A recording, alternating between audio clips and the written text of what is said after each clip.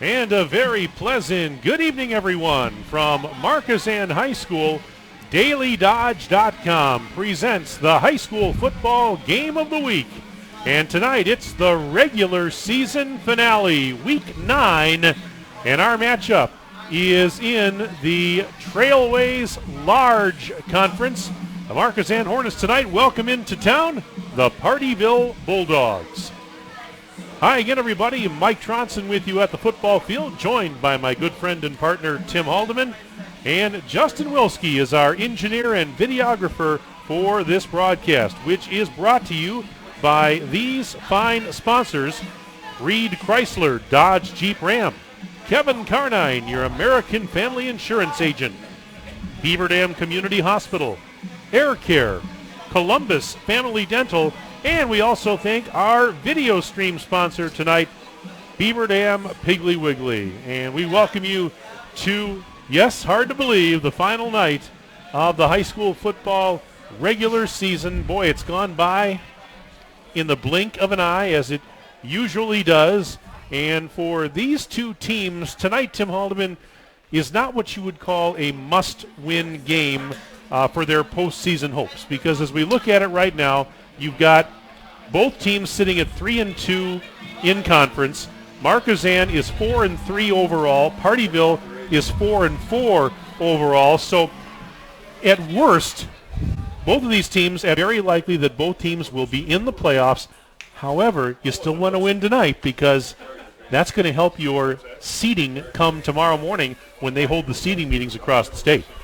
Well, very true, Mike, and I guarantee you that if you talk to Tyler Johnson, the head guy at Pardeeville, or John Dunleavy, the head guy at Markesan, they're going to tell you that it is a must game, because there is going to be tough sledding if you lose a ball game and try to limp into the playoffs, very honestly, because chances are you're probably going to go on the road. The loser of this game is probably going to go on the road. I had a nice chat with John Dunleavy prior to the broadcast tonight. He thought that that would be the case, that if by chance the Hornets were to lose tonight, they'd probably go on the road. He said we could maybe go to Mineral Point, which of course is in the southwest corner of the state. He said we could go to Coleman, which is in the northeast part of the state. I said, come on, why don't we play Cambria or something? I mean, it's closer, you know? Holy smokes, that would be just outrageous if you'd have to spend 2.5 to 3 hours in a school bus and then play football against a very, very good team, because needless to say, they'd be rated much higher than you. But, yeah, this should be a really good one. You look at this one on paper, and it should be a very, very competitive game, without a doubt. And we've got a perfect night for football. It's going to be in the mid-50s here to this evening. Little breeze out of the south-southeast. Not going to affect the ball game one bit.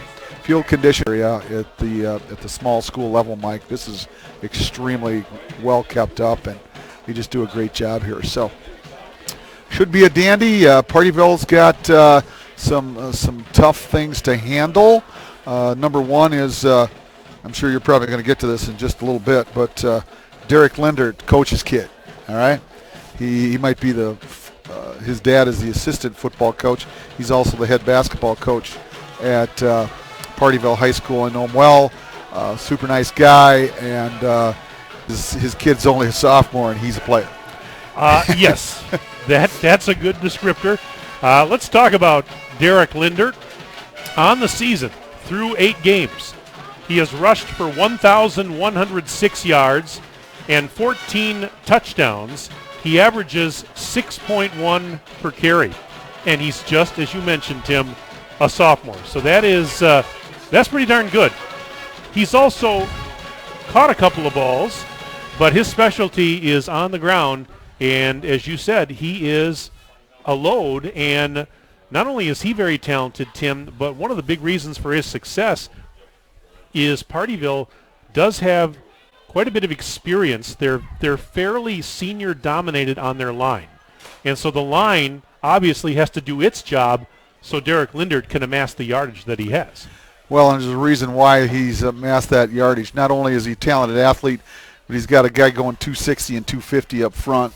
And like I said, talking to Coach John Dunleavy, there's some concerns that he has tonight. Number one, he said, is their size. They're big and they're talented up front. That's going to be tough to handle. John told me point blank, been a major problem for him throughout the entire season, very honestly. And he's very young in the secondary. It's going to be difficult to handle a passing game, Pardeeville tonight. So, like I say, competitive, needless to say. It's going to probably be won or lost up front. But there's some talented athletes out there on the floor or out there on the football field, and we haven't even touched on the talented fellas for Markesan yet, Mike. No, we haven't. And, of course, we were here a couple of weeks ago, Tim, when Markesan beat Parkview Albany 51-22. Now, again, that was Parkview Albany. They've struggled this year. But Markesan, after a slow start that night, did what they're supposed to do against a team like that, and they took care of business on their home floor. But, yeah, there's plenty of weapons here. I mean, we talked a couple of weeks ago about Hayden Quaid, who is just a sophomore, but he's done a nice job at quarterback this year in managing the game. You've got plenty of good backs and receivers on this Hornets team. John Bartoshevitz, Max Stelmacher, the two leading rushers on this team. Bartoshevitz, 433 yards on the ground, 5 touchdowns. Stelmacher with 7. And Stelmacher's a guy that we've seen enough over the years, Tim. He's a threat to score anytime he touches the ball. So Stelmacher, 7 rushing touchdowns, 360 yards on the ground. He's also caught 15 balls for 310 yards and 4 touchdowns. And the list goes on. You've got guys like Ethan Augustinovich, Caden Plagans, Christian Schwant that are very capable backs and receivers as well. So, Markesan's got a lot of ways they can beat you. Right, against an overmatched Parkview team. But, Mike, you go back to that game, and you mentioned the difficult start that the Hornets had that evening. Where did they get hurt? They got hurt in the defensive secondary. That's where they got hurt. They did. And once they made some minor adjustments, that sort of took care of itself. But, it could be a little tough sledding defensively in the secondary for the Hornets this evening. I did mention when I was talking about the records two teams, if you listened closely, I mentioned that Markesan is 4-3, and you're going, wait a minute, that's only 7 games. Shouldn't they have played 8 by now? Yes. Well, here's the thing. Markesan did not have a game last week. They have not played in 2 weeks. Now, why did they not play last week? It's not because they didn't want to. It's because the team they were scheduled to play, Sturgeon Bay, right before the start of the regular season, because of a numbers issue or lack thereof, they had to switch to 8-man football. And so Markesan was left without a game for Week 8. They tried to find another opponent, but nobody was available, or the ones that they did reach out to, a couple of them just weren't interested. So Markesan got a bye last week. I asked John Dunleavy earlier this week, I said, after losing 2 straight games, was it almost kind of nice to have a week to step back? And he says, we'll find out tonight. But he said, it was kind of nice, he says, because they had a whole week of practice where it was back to the basics. They had plenty of extra time, so they went back to the basics and then really started focusing in on this game the week after. So, they're going to be, you would think they'd be somewhat fresh and eager to go, being that they haven't played in what seems like forever. Right, and the other thing, Mike, is you're going to be licking your wounds. That's key. I don't care throughout the preseason and for 3 weeks and through a scrimmage and then 7 football games. And, everybody's got bumps, bruises, aches, pains, and the whole shebang. I don't care if you are 16 or 17 years old. In a time like this, you got a couple weeks to solve those problems and to make your body feel a little bit better. And like you said, Mike, go back to the basics. Spend a whole week on just refreshing your mind, rebooting, if you will. I'm not even a computer guy, and I said that. But, you got to do that kind of stuff, and we'll find out shortly. The other route you look at is, well, have they forgotten stuff? Or oftentimes teams that are going well, they want to keep playing. Well, that wasn't the case with Markesan. So one would think that the week off should have benefited them. Well, we will find out shortly, as you said. Right now, we're going to keep it. We will pause as we honor America with the playing of our national anthem.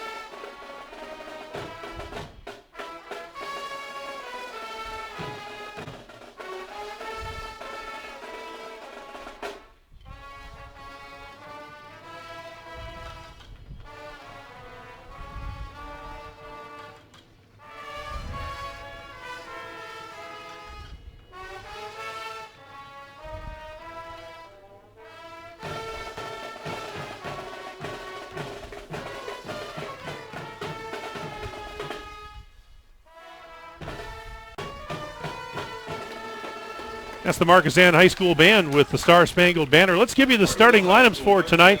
First of all, the offensive starters for the Hornets. And they're coached by John Dunleavy, 4-3 over and 3-2 in the Trailways Large. At quarterback, Hayden Quaid, a 6-foot sophomore at 150 pounds.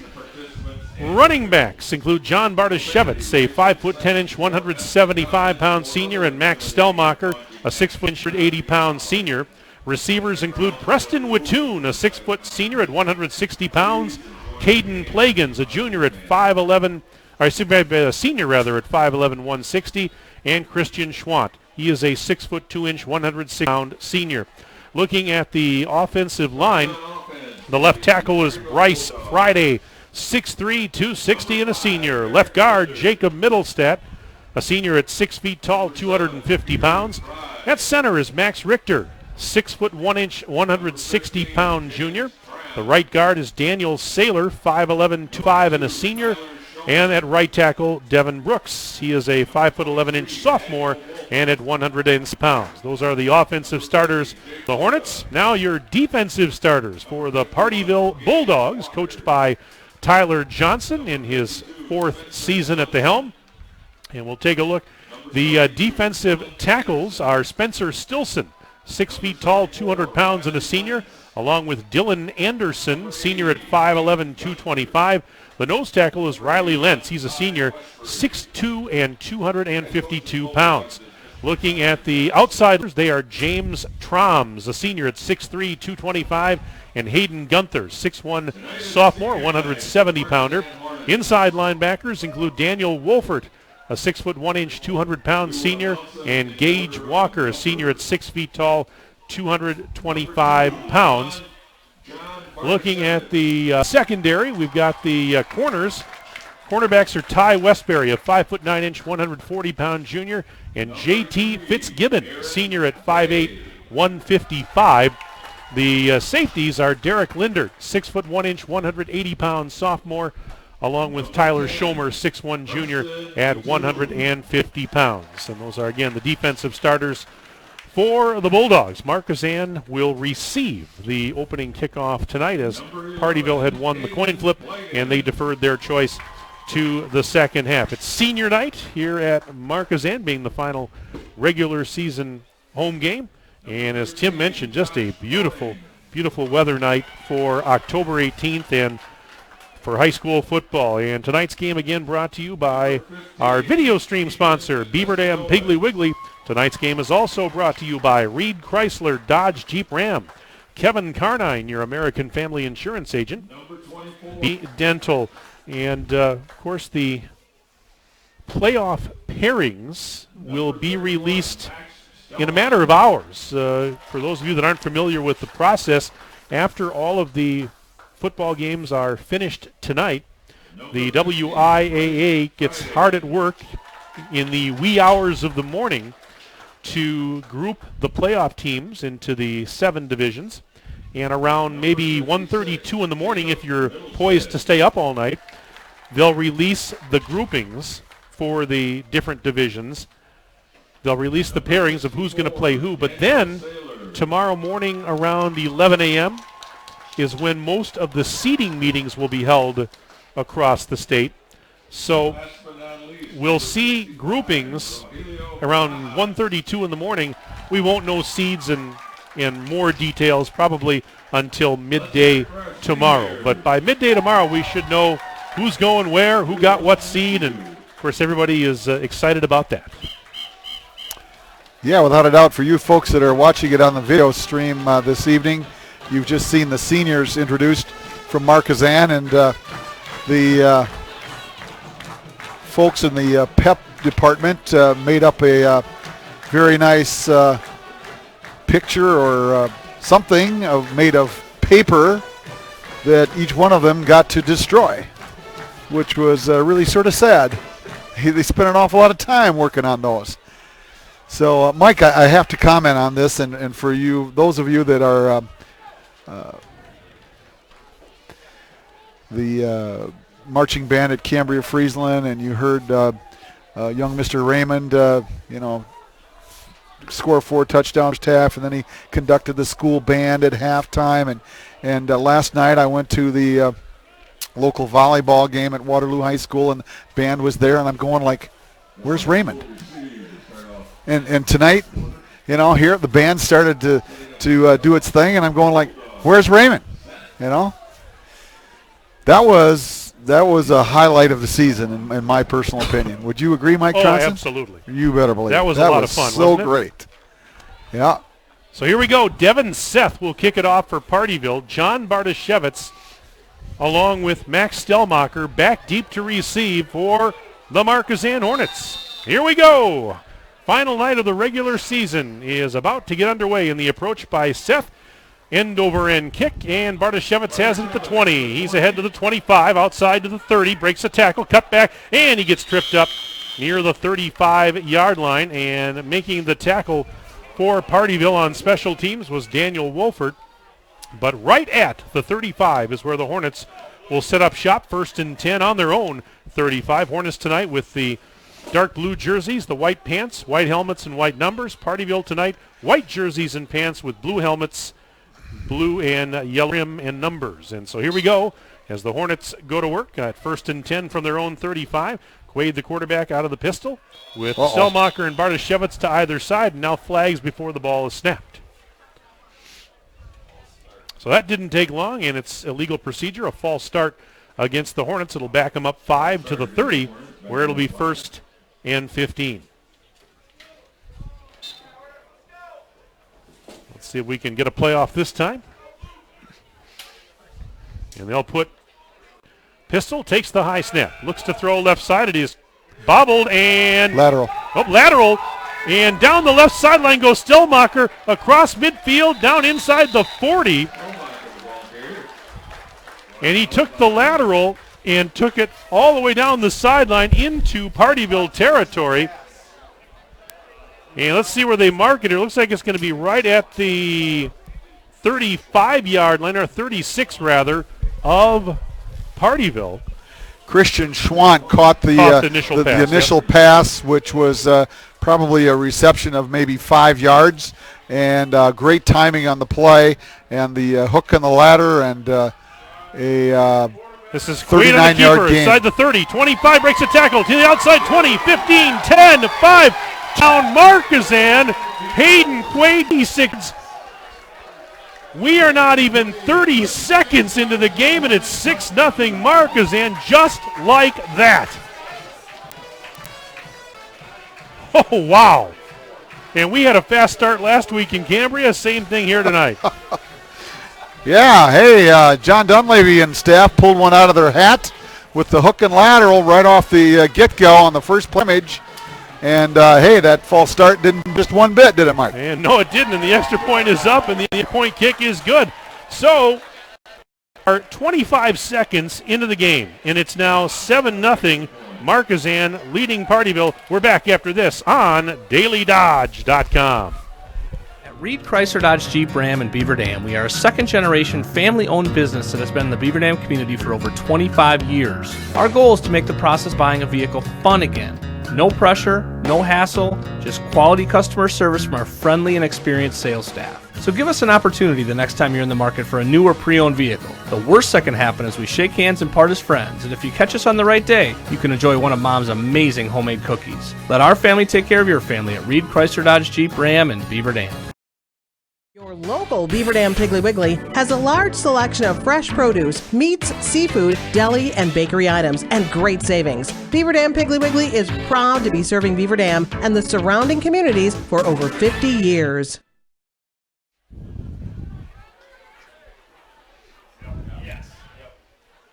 Well, folks, if you're just joining us, you've already missed quite a bit of excitement. It's 7th in favor of the Hornets. Markesan taking the first lead of the game 25 seconds into the contest. Wow, this is high school football at its best. You know, I'd like to know how often the hook and ladder would work. Most of the time. I'm going to tell you right now, if I was a coach, I'd have a lot more trick plays. And on the ensuing kickoff, this is Derek Lindert bobbling it, picking it up at the 15 to the 20. Right side he goes 25, breaks the tackle 30. Out across the 35, out near the 40-yard line goes Lindert before being brought down on the play by Blaze Grams. Well, I tell you, Lindert didn't take long to respond. A nice return, good field position for the Bulldogs at their own 40-yard line where it's 1st and 10. They move right to left as we see it. Let's see how long it takes them to respond to the quick score by the Hornets. Well, Mike, you gave Lindert's stats in the pregame, 6.1 yards a crack. Yep. Well, that's going to get you. Fumbles it, and I think he got it back. He just dove right on it at the line of scrimmage. He did recover his own fumble, but a muffed exchange, and looks like no gain or loss. So it's going to be 2nd and 10. That's a break for Pardeeville. Could have been disastrous there for the Bulldogs had Lindert not come up with that loose ball.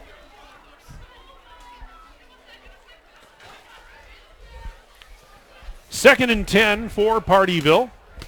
Bulldogs have it at their own 40-yard line as they break the huddle. And they're going to put a receiver wide to the near side. Another receiver wide to the far side. And the give is to Lindert, right side. And he's taken down for a loss in the backfield. Great defensive play by Christian Schwant. Boy, he got into the backfield in a hurry. Drops Lindert for about a 2-yard loss back to the 38. It'll be 3rd and 12 for Pardeeville. Well, he had one thing on his mind, and that was Derek Lindert. You know, escape your blocker and get your nose on young Mr. Lindert, number 10 out there in a white uniform, and he's very, very much a marked man this evening. Ball's over on the right hash on 3rd and a long 11 or a short 12. Take your pick. And back to throw. Fry rushing to the near side, now being flushed out of the pocket. He's going to tuck it under, and he will get sacked.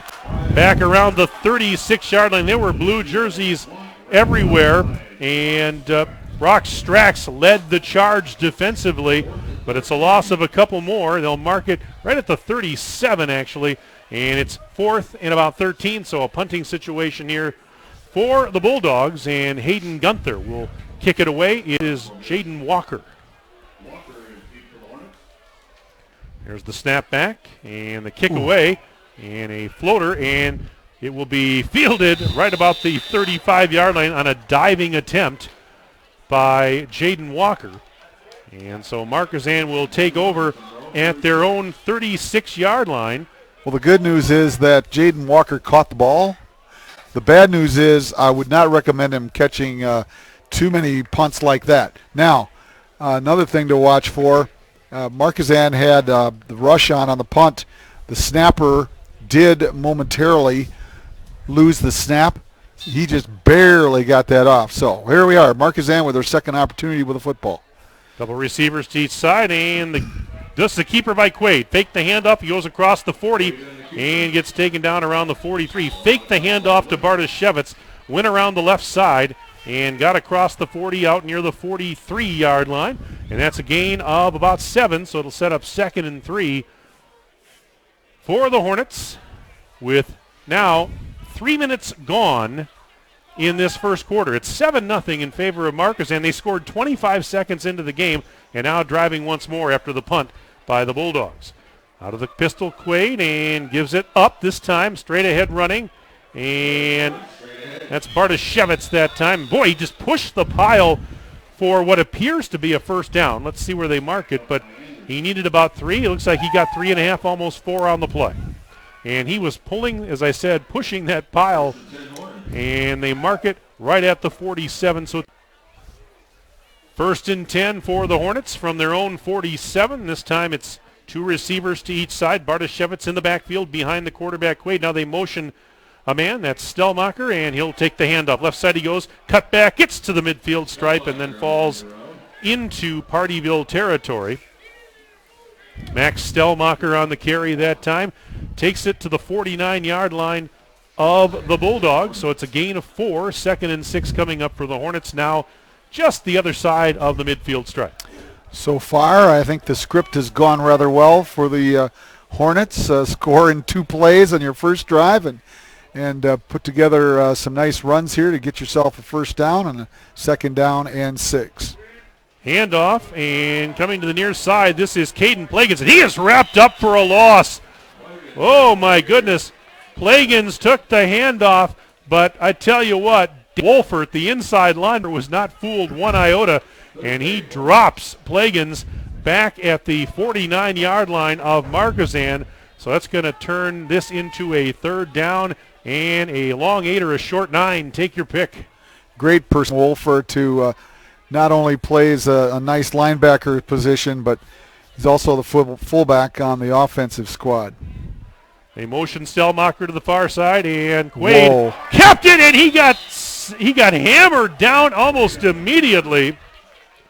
Quaid on the keeper, but again, that was just tremendous effort by Gage Walker. He's another linebacker, and did you see him get in there in an absolute blink of an eye, Tim Haldeman? And it's a loss of about 3 yards and a 4th down. Markesan will have to punt. Lindert back deep to receive. Stellmacher's going to punt it. Angles it towards the far side of the field. It's going to take a bounce, and it's actually going to take a Pardeeville bounce. Markesan's going to just down it.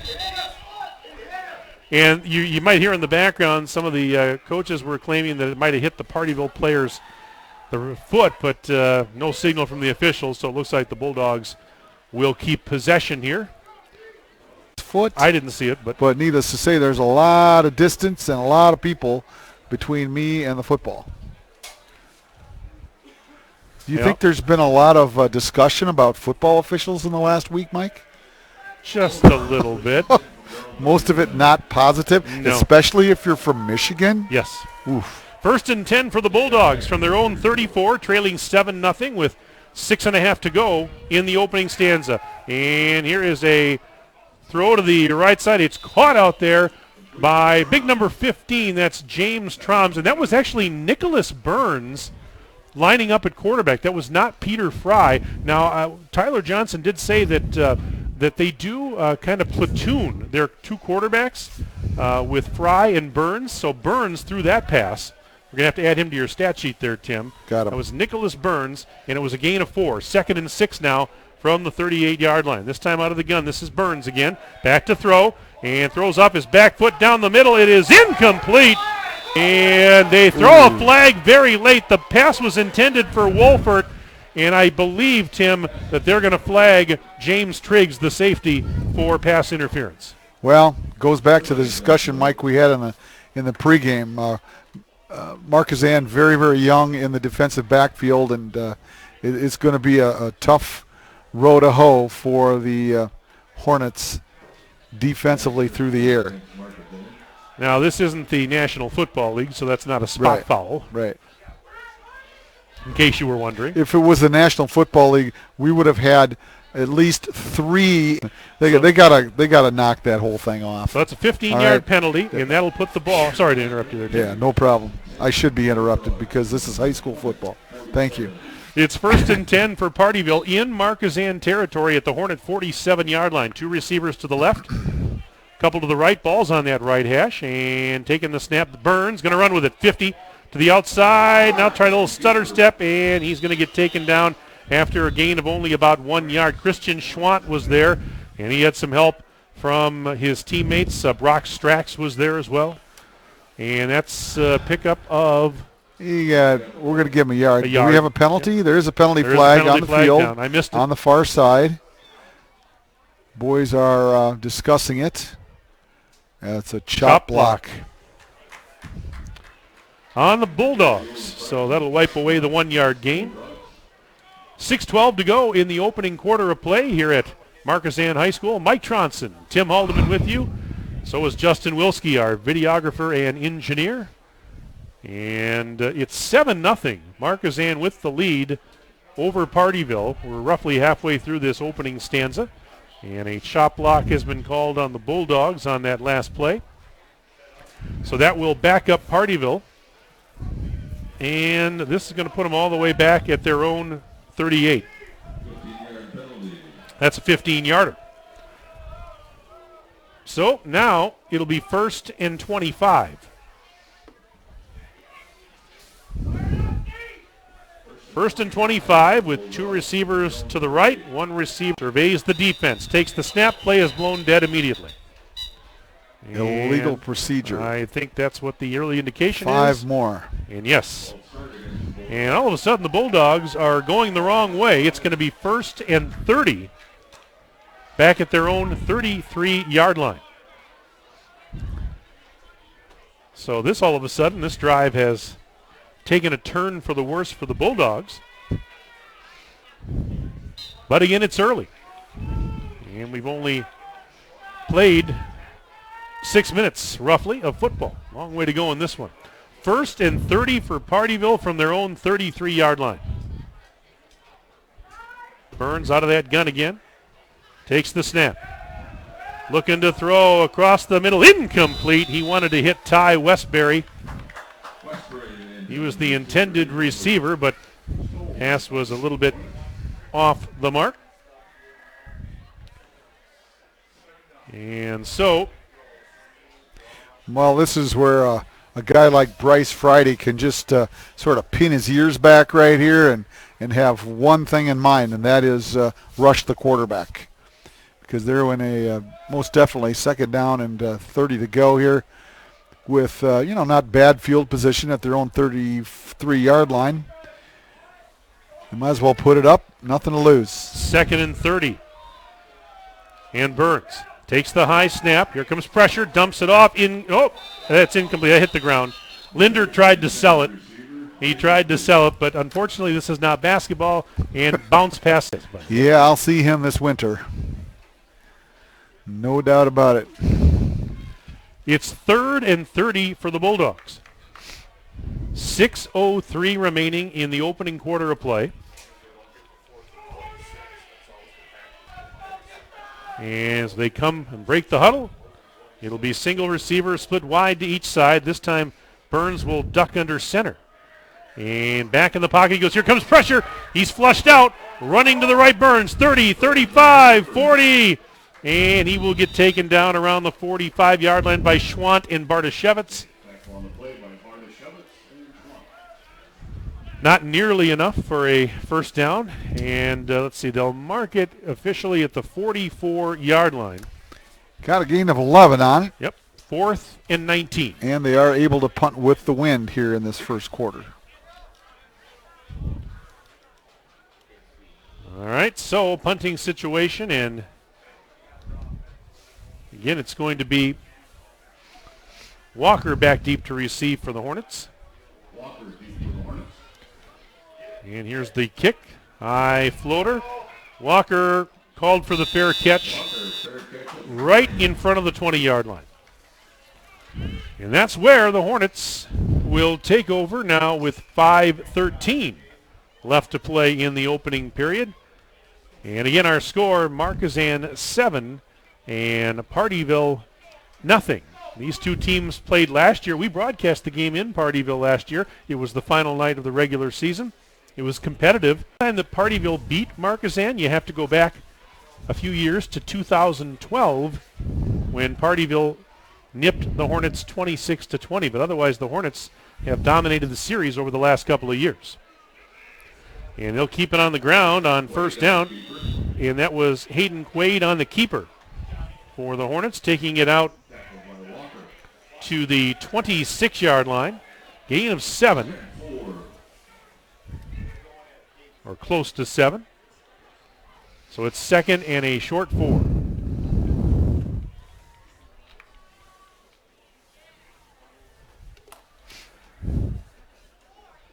Ball's over on the left hash. 2 receivers to the right side, 2 to the left. Quaid out of the gun will hand it off, and on the carry that time was Stellmacher. And Stellmacher gets upended on the play by Hayden Gunther, the outside linebacker. It was a pickup for a first down. Yeah, Stellmacher got 5 there, and the first 2 plays here in this particular drive looks a whole lot more crisp than the drive just previous. On 1st and 10, the toss over to Stellmacher, trying to come to the near side. He's going to get wrapped up. He will get taken down for a loss. And that was just great pursuit. James Troms, the outside linebacker, led the defensive charge, slowed him up. His friends got there and helped finish him off. And that's a loss on the play of a couple. 29. Pardeeville has played well defensively all year, with maybe the lone exception being their 38-0 loss to Horicon Eustis Ford last week. Stellmacher, nope, keeper by Quaid. He faked the handoff, right side 35, and he's taken down inbounds. He was tackled on the play by Alan Corus, 5'10" junior. And he was able to pick up about 6 yards on the play. Yeah, he actually got 7 on that carry, Mike, and he's doing a nice job of reading the defensive end on that option play. And let's see, Pardeeville's in a 4-3 defensively. Quaid gives it to Stellmacher, straight ahead, breaks one tackle, dives he's across very the close. 40. Yes, he is. Very close. Oh, boy. They gave him a good spot. Yeah, they did. They marked it at the 42, so it's a gain of 6 on a first down. Quaid's doing a nice job selling fakes tonight because I followed a couple of them already. So I gotta watch that guy. 1st and 10 for the Hornets from their own 42-yard line, moving left to right, first quarter. And this time Quaid sold it, but I didn't buy the fake, and he kept it. I didn't that time. I watched Stellmacher all the way through the hole. And Quaid took it to the 45-yard line, where it's a gain of. Most definitely in the favor of the Hornets, even though they got the opening kickoff, which no doubt amounts to something here early in this first period, but already 12 plays from scrimmage to just 7 for Pardeeville. Under 2 minutes left in the quarter. 7-0 Markesan leads Quaid to throw on second down. It's caught, and that is Caden Plagans on the reception, but he was taken down almost immediately by Tyler Schomer. And so they'll mark it at the 49-yard line where it'll be 3rd and 2. And they'll keep it on the ground. Quaid again on the keeper. He's got a first down. Forward progress gets him down near the 46 of the Bulldogs. Who was the carry, Mike? That was a keeper by Quaid. Quaid? Okay, thank you. And he got about 4. Yep. So they'll put it at the 46 of Pardeeville. 1st and 10 Hornets. Quaid already with 7 carries on the night from his quarterback position for 60 yards. Of course, that first touchdown run of 36 yards really helps. Quaid again on the keeper, and he will be taken down from behind after a short pickup by Gage Walker. That's a gain of 1. 2nd and 9 coming up. We're under a minute to play, opening period. 7-0. Hornets lead the Bulldogs. Markesan scored 25 seconds into the game, and that's all we have so far. Second time, why not? On 2nd and 9, high snap. Quaid will give it to Bartoshevitz, pulling a tackler with him as he takes it up the left side and gets down around the 40-yard line. He was tackled by Hayden Gunther. We got 6 yards in that. It didn't look like much, but, he put his head down, and like you said, Mike, he dragged a couple of would-be tacklers an extra 2 to 3 yards. It's public transportation. That's what we call that. 6 seconds and counting left in the quarter. They're not going to have to snap it again. So that is the end of the first quarter of play here in Markesan. With the score, the Hornets 7 and the Pardeeville Bulldogs nothing. We're back right after this break on DailyDodge.com. Look around. This book, this meal, this lamb. This world is made of dreams. So when people say American Family Insurance protects things, we shake our head no. Because we protect this, and everyone's dream is worth protecting. Insure carefully, dream fearlessly. American Family Insurance. Yes, I'm a dreamer. Contact the Kevin Carnine Agency, LLC at 920-887-9700 in Beaver Dam today. American Family Mutual Insurance Company, SI, and its operating company, 6000 American Parkway, Madison, Wisconsin. Sports injuries, nagging aches and pains. It's frustrating when your mobility is limited, preventing you from enjoying an active life. Beaver Dam Community Hospital's Institute for Movement and Orthopedics utilizes the latest surgical solutions to help you live pain-free. Their team of experts, from orthopedic surgeons to physical therapists, are in one location, collaborating to customize a plan that reclaims your quality of life. Learn how they can seamlessly maximize your mobility. Visit bdch.com/IMO.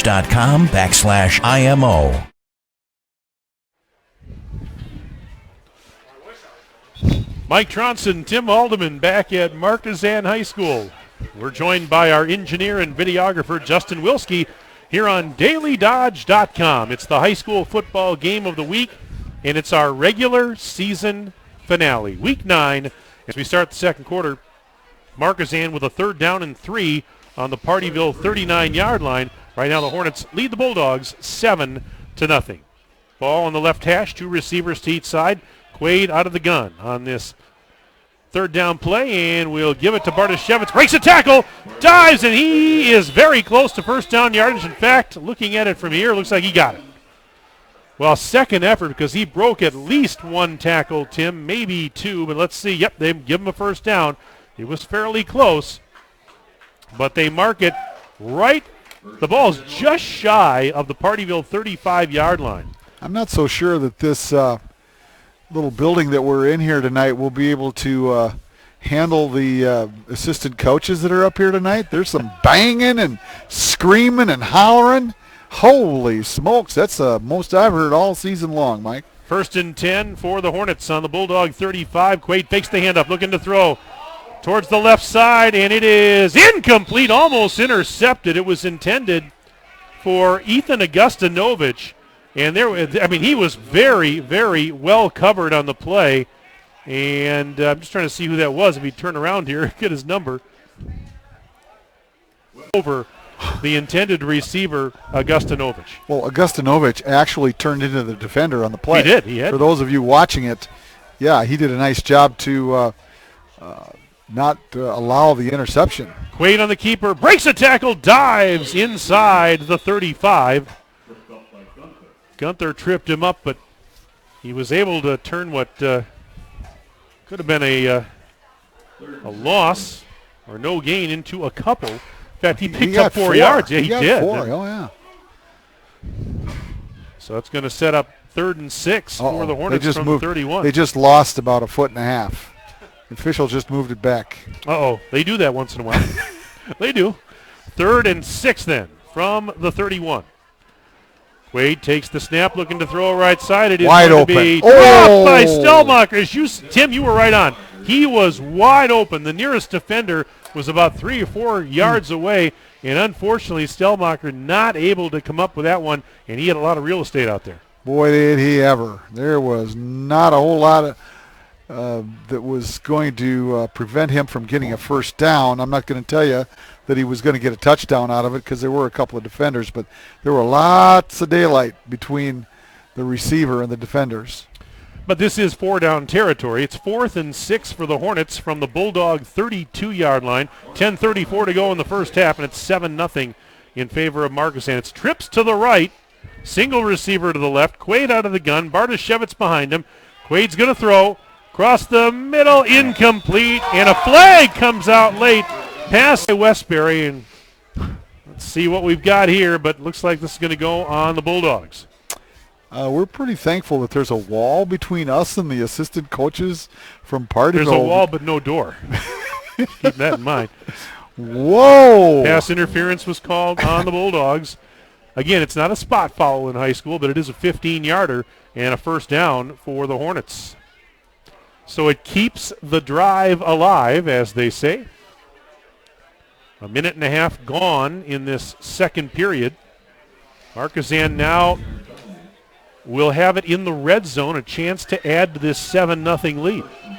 And Mike, what I saw on that particular play, I personally didn't feel that the receiver was going to be able to make that catch, regardless if there was contact or not. Fake the handoff, Quaid. He'll keep it. Left side he goes, and he gets stood up by Derek Lindert. No, late flag, and they're going to get, I believe, Lindert for unnecessary roughness when he threw down Quaid. Only a 3-yard gain on the play initially. And, I mean, that sideline official, I mean, he was right there in front of that. And that flag came out in a hurry. Personal foul on Pardeeville. And so at this point, is it half the distance here? It goes right to it goes right to about the 7-yard line. So first and goal now for Markesan. They've got the ball.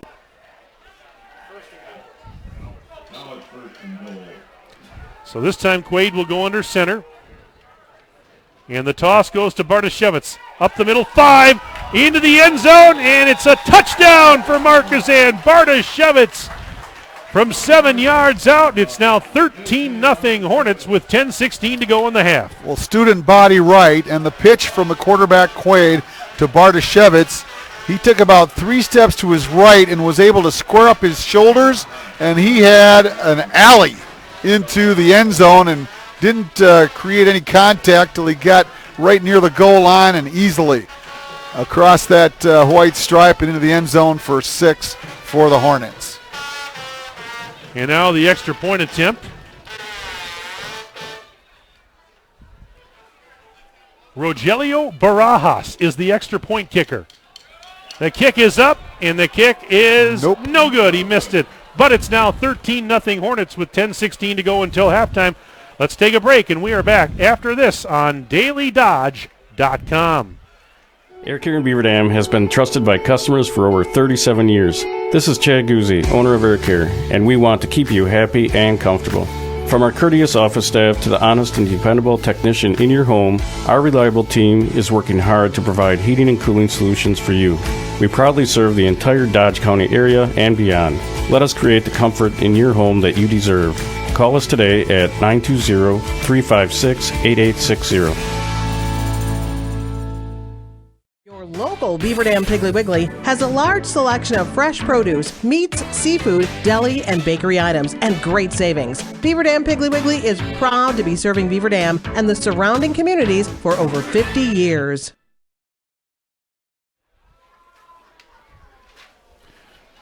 Well, it's now 13-0 in favor of the Hornets, and Bardashevitz getting into the end zone a moment ago. A 7-yard scamper, extra point failed, but it's a 13-point lead for the hosts. Well, one way to prevent a team from scoring, Mike, and that is long scoring drives. And, boy, I'll tell you, Markesan has had 2 long scoring drives. The first one didn't take very long, just 2 plays. The last one, they really put together a beauty. This is Westbury on the return for Pardeeville, up the sideline on the near side of the field, and gets out across the 30 to the 31, maybe the 32. We'll check it out for you here, but that's where the Bulldogs will take over. Still a long way to go in this one. We're not quite 2 minutes into the second period. 13-0 Hornets on top of the Bulldogs. And an interesting stat, Mike.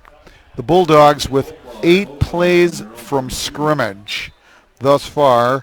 Let's take a look at their net yardage gained here. Let's see, 3, 1, a grand total of 13 yards gained from scrimmage with 2 opportunities with the football.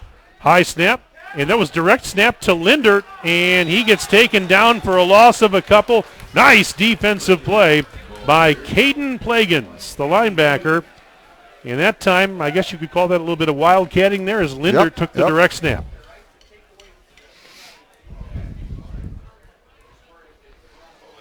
And I'll tell you what, about certain defensive struggles for Markesan. No defensive struggles tonight so far. Second and about 13 for the Bulldogs from their own 29.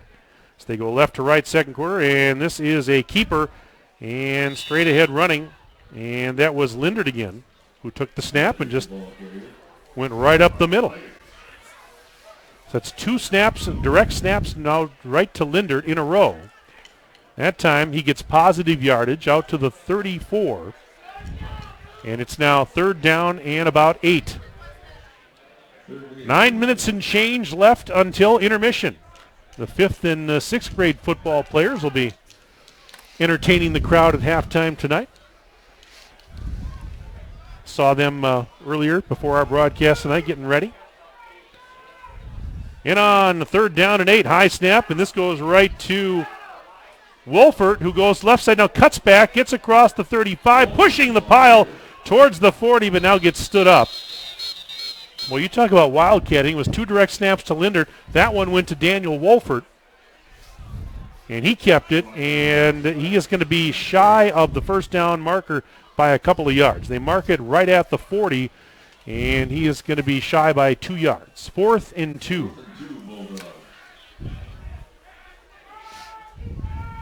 So it's a punting situation. Hayden Gunther will punt it.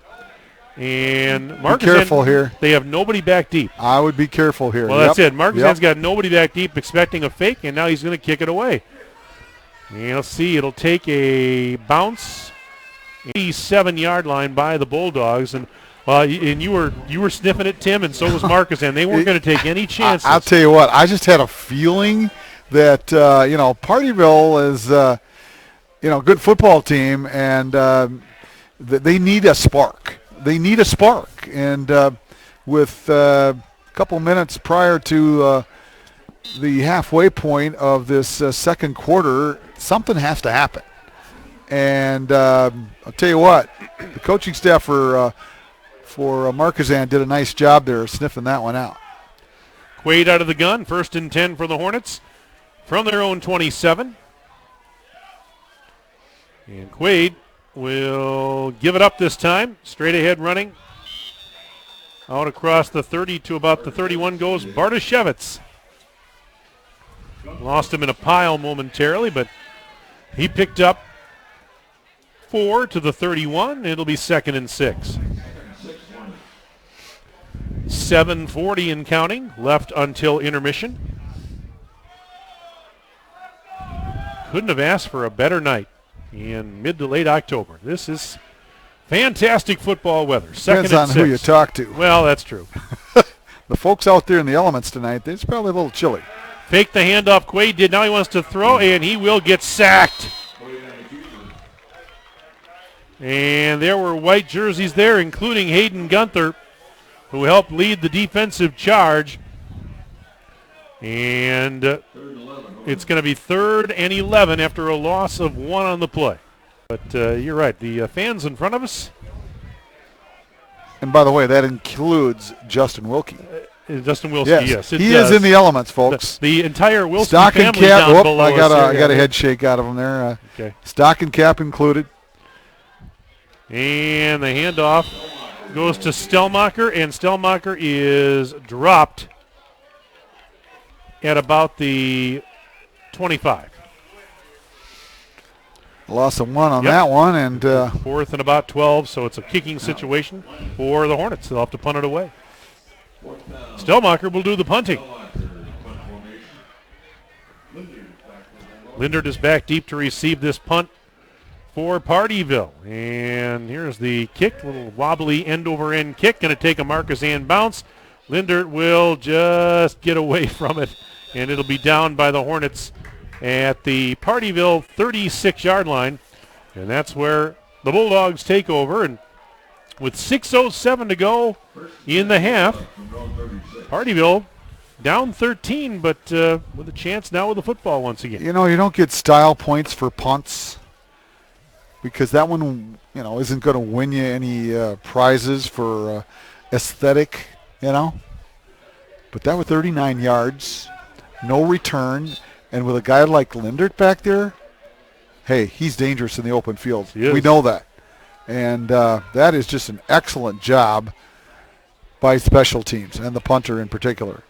1st and 10 on the 36. Back to throw is the quarterback Fry, and he tosses it on the reception from Peter Fry. But let's see what we got here. The boys next door are unhappy. It's as it is right now. It will be a 14-yard pass play from Fry to Wolford. Let's see what the flag is all about.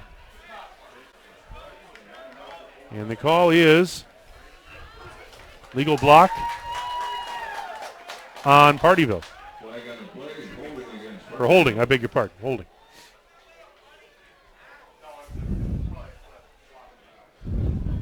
So that will negate that play. Should be 2nd down and 6. If my math, I'm pretty close, Mike. You are darn close because they marked it at the 40. He's got to get to the 46. So it should be 1st down and 6. Pardon me. 1st and 6. Yep. Yeah. But you got the yardage right. Yeah. You were spot on. 5:54 to go in the half. On 1st and 6. This is Fry. We'll give it up to Linder. He comes to the near side, 40, 45, sideline 50. Where did he step out? He did. Where? Looks at like the 47-yard line. Yeah, which would be enough for a 1st down. It's tough to see because you got the Markesan bench right there, and so we can't exactly. Yep, he got 7. So Lindert averaging 6.1 per tote throughout the entire season, has thus far been held to 5 carries for a total of 3 yards. That was his biggest run right there. Yep. 1st and 10 for Pardeeville from the Bulldog 47. Takes the snap, but a flag comes out. The play is blown dead. And it is a false start on Pardeeville. So a 5-yarder. We'll mark it back to the 42-yard line. 1st and 15 for the Bulldogs. Penalties have hurt them a little bit here in this first half. We're down to 5.5 minutes remaining until they go to the locker room. On 1st and 15, Fry will duck under center and turn around and give it to Lindert, and he is met right near the line of scrimmage and pushed back. Blue jerseys everywhere. Bryce Friday was there leading the charge. And that's quite the charge. And yes, it is. At 6'4", 250. And did he lose another yard? He did. He did. Back to the 41 where it's going to be 2nd and 16. 4:49 and counting left in the half. On 2nd and 16. Single receiver slid wide to each side. Fry turns around, tosses to Lindert. Left side, he goes to the outside. 40, 45, 50. And taken down out of bounds after crossing midfield. Looks like right around the 48 maybe. That was a 10-yard gain, and by far the longest run of the night for a side who did not contain over there. That's a cardinal sin. You got to turn them back into your partners on defense, and he allowed him to the outside, and that enabled him to get an extra 5 or 6 yards. 3rd and 7 for the Bulldogs, now from the 49-yard line of Markesan. Fry back to throw. And he got hit as he throws, and it's underthrown and incomplete. It was intended for Ty Westbury, and that was some pretty good coverage out there. And both the receiver and the defender had a shot at that ball. Yeah, that was a dying duck as the defensive pressure came just a bit late, and Fry was able to get the throw off, but it was it would have been shot down a couple of times during duck season, guaranteed. And once again, the offensive player prevented the interception. Ooh, Here's almost the punt away from Gunther. Walker back deep to receive, and he played it on a hop. Oh, my, at the 20-yard line. That is playing with fire, my friends. Folks, I've never seen that one before. He called a fair catch, and the ball bounced in front of him, about a good yard or so in front of him, and then fielded it right in his breadbasket like a shortstop. And that's where it stopped, right there. Now, needless to say, if that ball hits him and is a muff, that's a free ball, folks. Yes, it is. 1st and 10 for the Hornets. Nothing. Markesan on the scoreboard. And the toss. This is Stellmacher coming to the near side 20 and can't turn the corner as Lindert chases him out of bounds. So Stellmacher picks up a couple. Good pursuit that time by Lindert and company. Ball's at the 22-yard line, gain of 2, and it's 2nd and 8.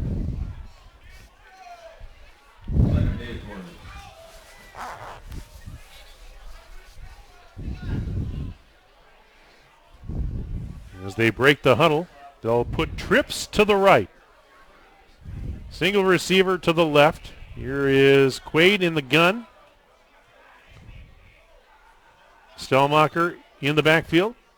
Behind him, and Quaid fakes the handoff. He's to the 25 and hit hard and ushered out of bounds. That's Lindert again. So Quaid on the keeper. Lindert was ready for it.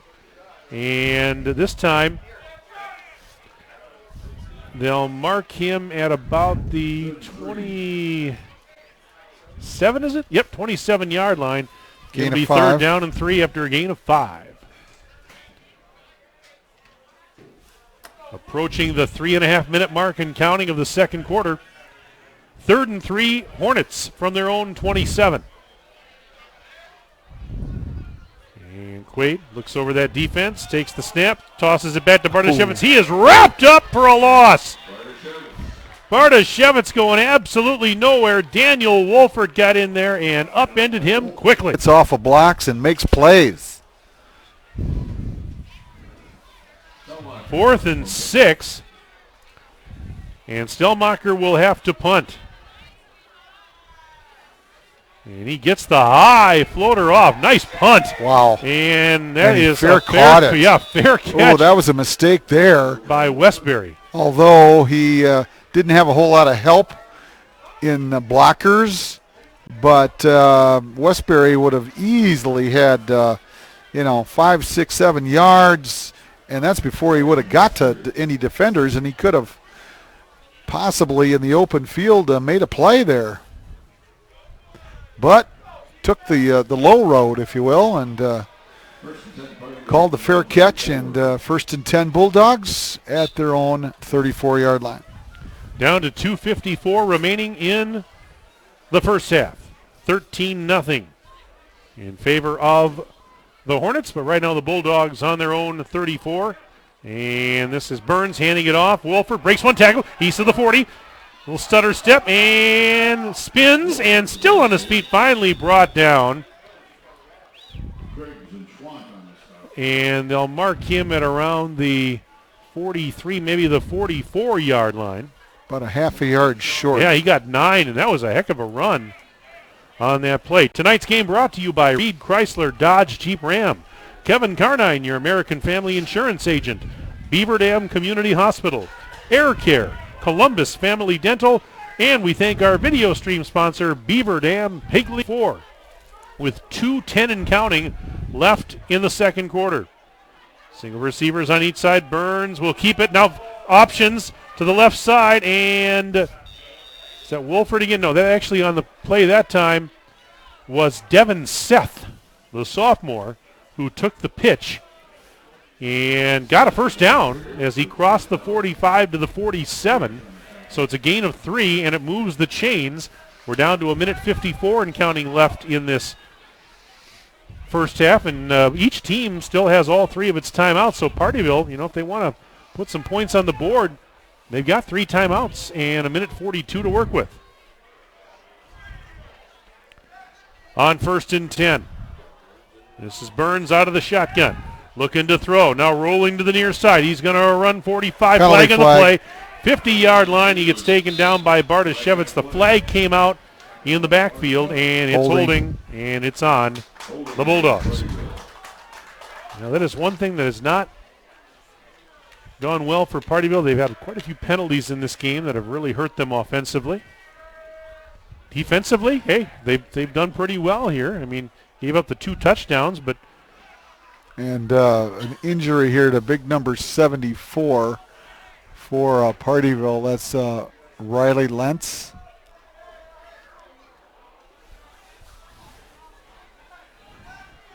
So they'll mark the penalty.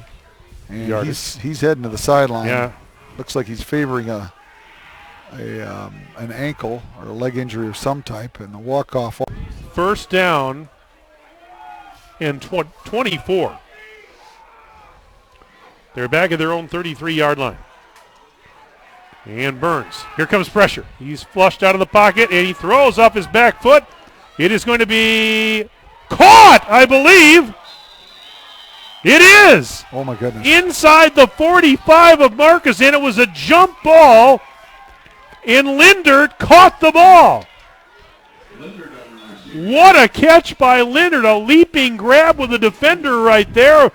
They were both fighting for it, and Lindert outfought him for the football. 24 yards on the catch, and it looks like is it enough for a first down? They're going to measure. Yeah, they're going to have to measure it, but that was an incredible catch by Lindert. Did Burns throw that one or Fry? No, Burns did. Okay, thank you. First down yardage game. First down, Pardeeville. Wow, that's huge. With 67 seconds left in the half, and again, they have all 3 of their timeouts. It's 1st and 10 for the Bulldogs now at the Markesan 43-yard line. Burns out of the gun. Takes the snap. Back to throw again. Towards the near side. It's caught by Lindert, and he's pushed out of bounds. Pushed out of bounds on the play by Caleb Yankee, the safety. That'll stop the clock with 57 seconds left in the half, and Pardeeville's finally got something going here. Offensively, they're down to the 35-yard line, so it's a gain of 8 on that play. And 2 receivers to each side.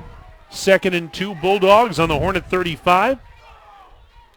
And Burns throws, caught, near side, ushered out of bounds.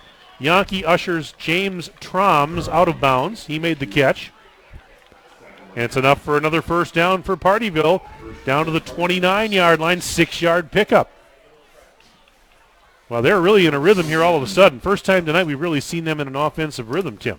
Yeah, without a doubt. And, Mike, they haven't had the football very much throughout this entire first half. And it's not that they haven't had good field position. They have. Penalties really killed them. Yep. 53 seconds to go in the half. 1st and 10, Pardeeville from the Hornet 29. 2 receivers on either side. And Burns takes the snap again. Here comes pressure. He throws off his back foot. It is caught! No, they're saying out of bounds. It was caught, but the receiver was out of bounds. Yankee with tremendous coverage, and it was a great attempt, a great effort, but Troms was out of bounds when he caught it. And that was mighty close. I'll tell you what, you might be very lucky that there's not instant replay in high school football. What did you think, Tom? I thought he was from our angle, I thought he was in bounds. He had definitely 1 foot in bounds from our angle, the way it appeared. But the fellas in the coach's box next to us, they thought so too. Second you might and have 10. heard him in the background. Here is Burns to throw. This time down the middle of the field. Lindert down the 6-yard line. There's a penalty flag down. Is. I wonder if they're going to get him for pushing I'm off, Tim. thinking Lindert may have pushed off. It looked that way, but we'll see. It appeared as he pushed off a little bit on the defender, and that's what they're discussing right now. Again, a tremendous catch, but he might have had a little bit of an advantage. But we'll see. 37 seconds. Oh, it's on the defense. It's on the defense, yep. Pass interference on Markesan, and from the 29 down to the 5. That's a 24-yard gain. So I tell you what, you're Pardeeville here. You punch one in this late in the half, and you're only down maybe 6 going into the locker room. You're feeling pretty good about yourself after struggling offensively. And as you said, Tim, they didn't really have the ball that much until this drive here as of late. And so it's 1st and goal on the 6 for Pardeeville. And they're going to put 2 receivers wide to the left side, 2 receivers split wide to the right. And they're going to direct snap to Wolfert. He's straight ahead to the 5. Wolfert to the outside and gets inside the 5 to the 4, but a great defensive effort by Bartoshevitz to limit the gain to only about 2. It's a short 2. It's just inside the 5. Just inside the 5, so we'll call it 2nd and goal. Timeout call. At the 4, yep, and this is the first timeout of the half with 18 seconds remaining in the second period. It's 13-0 marker for the first time tonight. They got into a rhythm on this drive, and that penalty a moment ago helped a little bit, and now they're knocking on the door with a 2nd and goal from the 4-yard line with about 18 seconds left in the half. Well, this is the first consistent drive for the Bulldogs throughout the entire first half, Mike. And with 10 minutes left in the first half, the Bulldogs had only had 8 plays from scrimmage. Pretty hard to score. 2nd and goal after the timeout. The ball is just inside the 5-yard line of Markesan. And this time Burns, the quarterback, will duck under center. Burns under center and will hand it off, and it's going to be a touchdown for Pardeeville. That was Wolford on the carry. He took it in from 5 yards out. And with 13 seconds left in the half, brand new ball game. It's 13-6 Markesan with the conversion try pending. And the Bulldogs get the opening kickoff in the second half. That's Mike. right, they do. Looks like the Bulldogs are going to go for 2 here. Yeah, they go for 2 pretty much every time. They have not, well, there's a timeout, first of all, by Pardeeville, and they're down to now just 1 remaining. But I was talking with head coach Tyler Johnson this week, and he said, I asked him, I said, do you go for 2 every time? He goes, pretty much. He said, and I said, I imagine then you go for 2 every time. He says, just about. So that's what they're going to do when the timeout is over. But wow, for all the struggles offensively Pardeeville had, the defense, Tim, kept him in this game, and now the offense gets it going late in the half. And look at this, we got a 1-possession game no matter what happens with this conversion try. 13-6. Markesan scored 25 seconds into the game. They also scored 1 minute and 48 seconds into the second quarter. And now Pardeeville scoring extremely late in the half to cut it to 1 possession. First in, well, I should say, this is the first conversion try here for the Bulldogs. They're going to go for 2. And they snap it to Wolfert, and he'll run to the right side. Wolfert trying to get to the corner, and he will get in for the 2-point conversion. So the 2-point conversion is good, and it is now 13-8. Markesan. We are back right after this on DailyDodge.com. Hi, this is Dr. Adam Forster at Columbus Family Dental. If you've been unhappy with your smile, it's time that you come and see us. Our team of doctors are waiting to help you get your smile back. We'll take the time to talk with you and treat you like a member of our family, not just another number. Whether it's a whole mouth makeover or simply a little tweak, we'll find the right solution that fits you. For your free, no-pressure consultation, call us today at 623-5559. Your local Beaver Dam Piggly Wiggly has a large selection of fresh produce, meats, seafood, deli, and bakery items, and great savings. Beaver Dam Piggly Wiggly is proud to be serving Beaver Dam and the surrounding communities for over 50 years.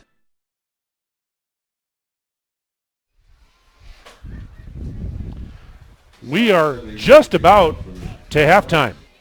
13 seconds left in the second quarter in a brand new ball game. It's now Markesan 13, Pardeeville 8 after the 5-yard touchdown run by the Bulldogs' Daniel Wolfert to cut it to a 1-score game. And this will be the ensuing kickoff, and it's a squib kick ground ball, and recovered by Yankee at around the 31-32 yard line. Caleb Yankee just falls on it for the Hornets, and they've got 3 timeouts but only 13 seconds to work with. So they'll mark it at the 32, where it'll be 1st and 10. Entertaining first half. Not a ton of scoring like we saw the last time we were here, but still very entertaining nonetheless. And the Hornets put trips to the left. It'll be a single receiver to the right on 1st and 10. And this is Quaid throwing, caught across the middle, and it's a little hook and ladder. But the exchange, the laterals fumbled and recovered by Pardeeville. It was recovered on the play by Gage Walker, so Markesan trying a little trickery there, and it cost him as they turn it over, and Pardeeville's going to have it with 7 seconds remaining in the half and just 1 timeout. They'll have it at the 43-yard line of the Hornets. So the reception was made, and Walker recovers. 1st and 10 Bulldogs on the 43 of Markesan. And taking the snap is Burns. He's flushed out of the pocket, rolling to the left. Now he lost the ball. It came out. Markesan picks it back up. Burns fumbles the ball. And that's still loose, I guess. And boy, people diving for it everywhere. The clock has hit double zeros. Well, you talk about a wacky ending to this first half. And we go to the locker room in a 5-point game. Halftime here at Markesan. Zany antics on the last couple of plays. And at the break, our score, the Hornets 13 and the Bulldogs 8. Stay with us. Our halftime report comes up in just a few moments right here on DailyDodge.com.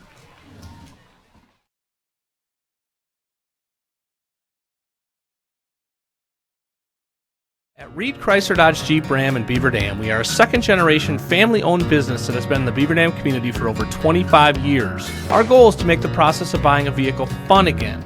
No pressure, no hassle, just quality customer service from our friendly and experienced sales staff. So give us an opportunity the next time you're in the market for a new or pre-owned vehicle. The worst that can happen is we shake hands and part as friends, and if you catch us on the right day, you can enjoy one of Mom's amazing homemade cookies. Let our family take care of your family at Reed Chrysler Dodge Jeep Ram in Beaver Dam. Look around. This book, this meal, this lamb, this world is made of dreams. So when people say American Family Insurance protects things, we shake our head no. Because we protect this, and everyone's dream is worth protecting. Insure carefully, dream fearlessly. American Family Insurance. Yes, I'm a dreamer. Contact the Kevin Carnine Agency, LLC at 920-887-9700 in Beaver Dam today. American Family Mutual Insurance Company, SI, and its operating company, 6000 American Parkway, Madison, Wisconsin. Sports injuries, nagging aches and pains. It's frustrating when your mobility is limited, preventing you from enjoying an active life. Beaver Dam Community Hospital's Institute for Movement and Orthopedics utilizes the latest surgical solutions to help you live pain-free. Their team of experts, from orthopedic surgeons to physical therapists, are in one location, collaborating to customize a plan that reclaims your quality of life. Learn how they can seamlessly maximize your mobility. Visit bdch.com/IMO. Air Care in Beaver Dam has been trusted by customers for over 37 years. This is Chad Guzzi, owner of Air Care, and we want to keep you happy and comfortable. From our courteous office staff to the honest and dependable technician in your home, our reliable team is working hard to provide heating and cooling solutions for you. We proudly serve the entire Dodge County area and beyond. Let us create the comfort in your home that you deserve. Call us today at 920-356-8860. Hi, this is Dr. Adam Forster at Columbus Family Dental. If you've been unhappy with your smile, it's time that you come and see us. Our team of doctors are waiting to help you get your smile back. We'll take the time to talk with you and treat you like a member of our family, not just another number. Whether it's a whole mouth makeover or simply a little tweak, we'll find the right solution that fits you. For your free, no-pressure consultation, call us today at 623-5559.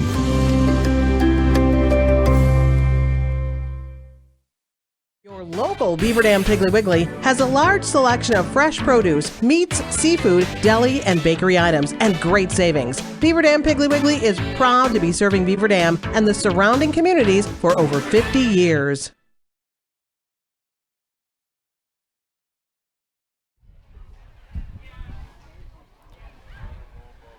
You are watching the high school football game of the week on dailydodge.com. Welcome back to Markesan High School, along with our producer, engineer, videographer, Justin Wilski, Mike Tronson, alongside Tim Haldeman. We are at halftime of this Trailways Large matchup, and at the break, it is a close one. Markesan leads Pardeeville by the count of 13-8. And our video stream sponsor for tonight's game is Beaver Dam Piggly Wiggly. Tonight's game is also brought to you by Reed Chrysler Dodge Jeep Ram, Kevin Carnine, your American Family Insurance Agent, Beaver Dam Community Hospital, Air Care, and Columbus Family Dental. Well, you may be able to see it on your screen right now, folks, but even though we are at halftime, there's football action going on out on the field. And those are the 5th and 6th graders from Markesan, the flag football teams. I want you to take a good look at those youngsters, because in about another 5-6 years, you're going to see them back on this field, a lot of them probably, as Markesan high school football players. So there's the future of your Hornet high school football program right there, folks. Those kids you see out there on the field right now playing flag football are 5th. And, well, Tim Haldeman gets a chance to total up some numbers. We'll run down the first half scoring summary for you. And as we mentioned earlier, a quick start. Markesan scoring 25 seconds into the contest. It was Hayden Quaid on a 36-yard touchdown run. Extra point was tacked on, and we were not even half a minute into the game. It was already 7-0. In favor of the Hornets. They scored then again with 10:16 to go in the half. That was actually a minute and 42 seconds rather, into the second quarter when Bartoshevitz rumbled in from 7 yards out. And the extra point that time was no good. It was missed wide to the right, but it was 13-0 in favor of Markesan at that juncture. And then our last scoring play of the half came with 13 seconds left in the second period, and that's when Pardeeville got on the board. Daniel Wolfert from 5 yards out ran it in. They went for 2. Wolfert also ran it in for 2 to make it 13-8 Markesan, and that's our score at the break. We've got a 5-point game, 13-8 Hornets right now on top of the Bulldogs. And as we said at the outset, both of these teams are going to be in the postseason, regardless of the outcome of this game. So it was not a must-win for the fact that you had to win to get in tonight for either of these teams. But, as Tim Haldeman pointed out on the pregame show, the win tonight is going to go a long way in giving you a better seed. You mentioned you're probably going to have to go on the road against a very, very strong opponent, and never an easy thing to do. So I know that these teams any team is glad to be in the playoffs, certainly, but a win tonight's going to go a long way in giving you maybe a little bit better opportunity for victory and maybe save you some miles on the bus come next weekend on Friday and Saturday. So save the local taxpayers some money. Exactly. So 13-8 is our score. I mentioned the scoring summary, and Tim Alden, let's take a look at some of the individual and team numbers. All right. Well, the passing game has been held to a minimum for the most part by Markesan tonight. It was definitely a concern for the Markesan staff coming in, but they have given up 6 receptions to the Bulldogs tonight for a total of 76 yards. Really have kept the Bulldogs in check on the ground. 15 carries for 35 yards. In that respect, Burns with 2 carries for 12. Wolfert with 4 carries for 12, including a touchdown. And Derek Lindert averaging 6.1 yards per carry throughout the entire season thus far. 7 carries from scrimmage for a total of 11 yards. So that has really been an emphasis for the Hornet defense this evening.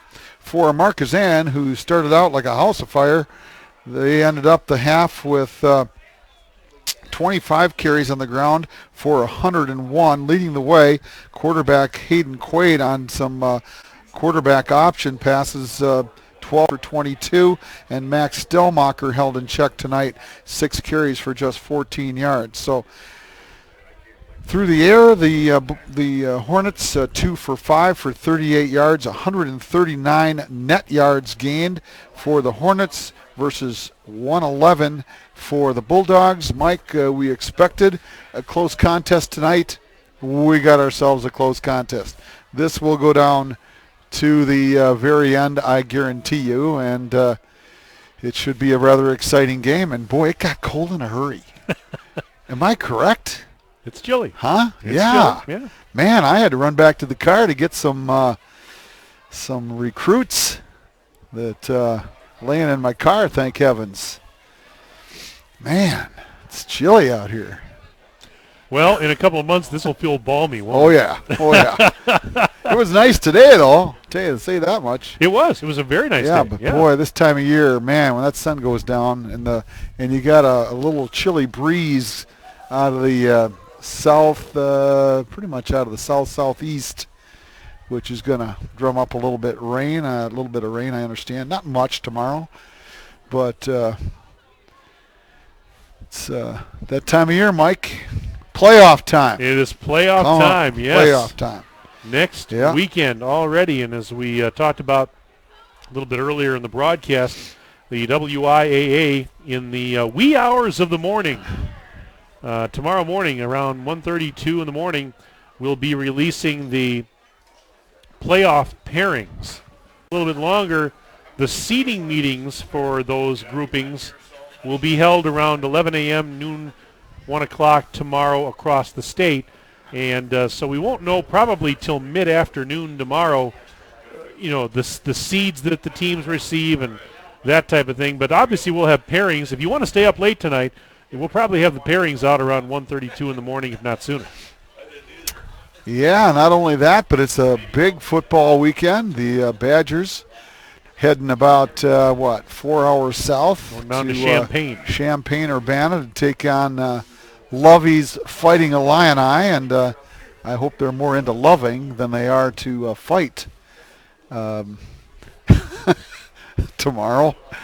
But Lovey's had a tough year, and I hope it continues tomorrow. Nothing against Lovey, but I hope the Badgers continue their winning ways. And Sunday, hey, big day, Mike. You and I get to go to Lambeau Field. Yes, right? The soon-to-be frozen tundra of Lambeau And thank Field. the good Lord that it's not this coming Not Sunday. this Sunday. No, sirree. That's fine with me. Yeah. Nope. Not that you and I are going to be sitting in the same section, unfortunately, but hey, who cares? We're going to see the Tim doesn't want to be Packers. seen in public with me, so we're not sitting in the same section. You said it. Boy, it is worldwide now. It's all over, too Mike. late, huh? It's too late. Okay. All right. Oh, yeah. I mean, After how many years of doing this? 100 and how many? Well, are we talking combined here? What? No, not quite. No, we're probably close to half a century. Well, this is my 23rd year. You're And 23rd. for you, this is yours oof. 34, I want to say. Yeah, Is that right? somewhere in that neighborhood. My first broadcast ever was 1986. So 14 and 19, that's only 33. Okay, because my first broadcast was yeah. 97. 97. Yeah. So, yeah, I did hockey.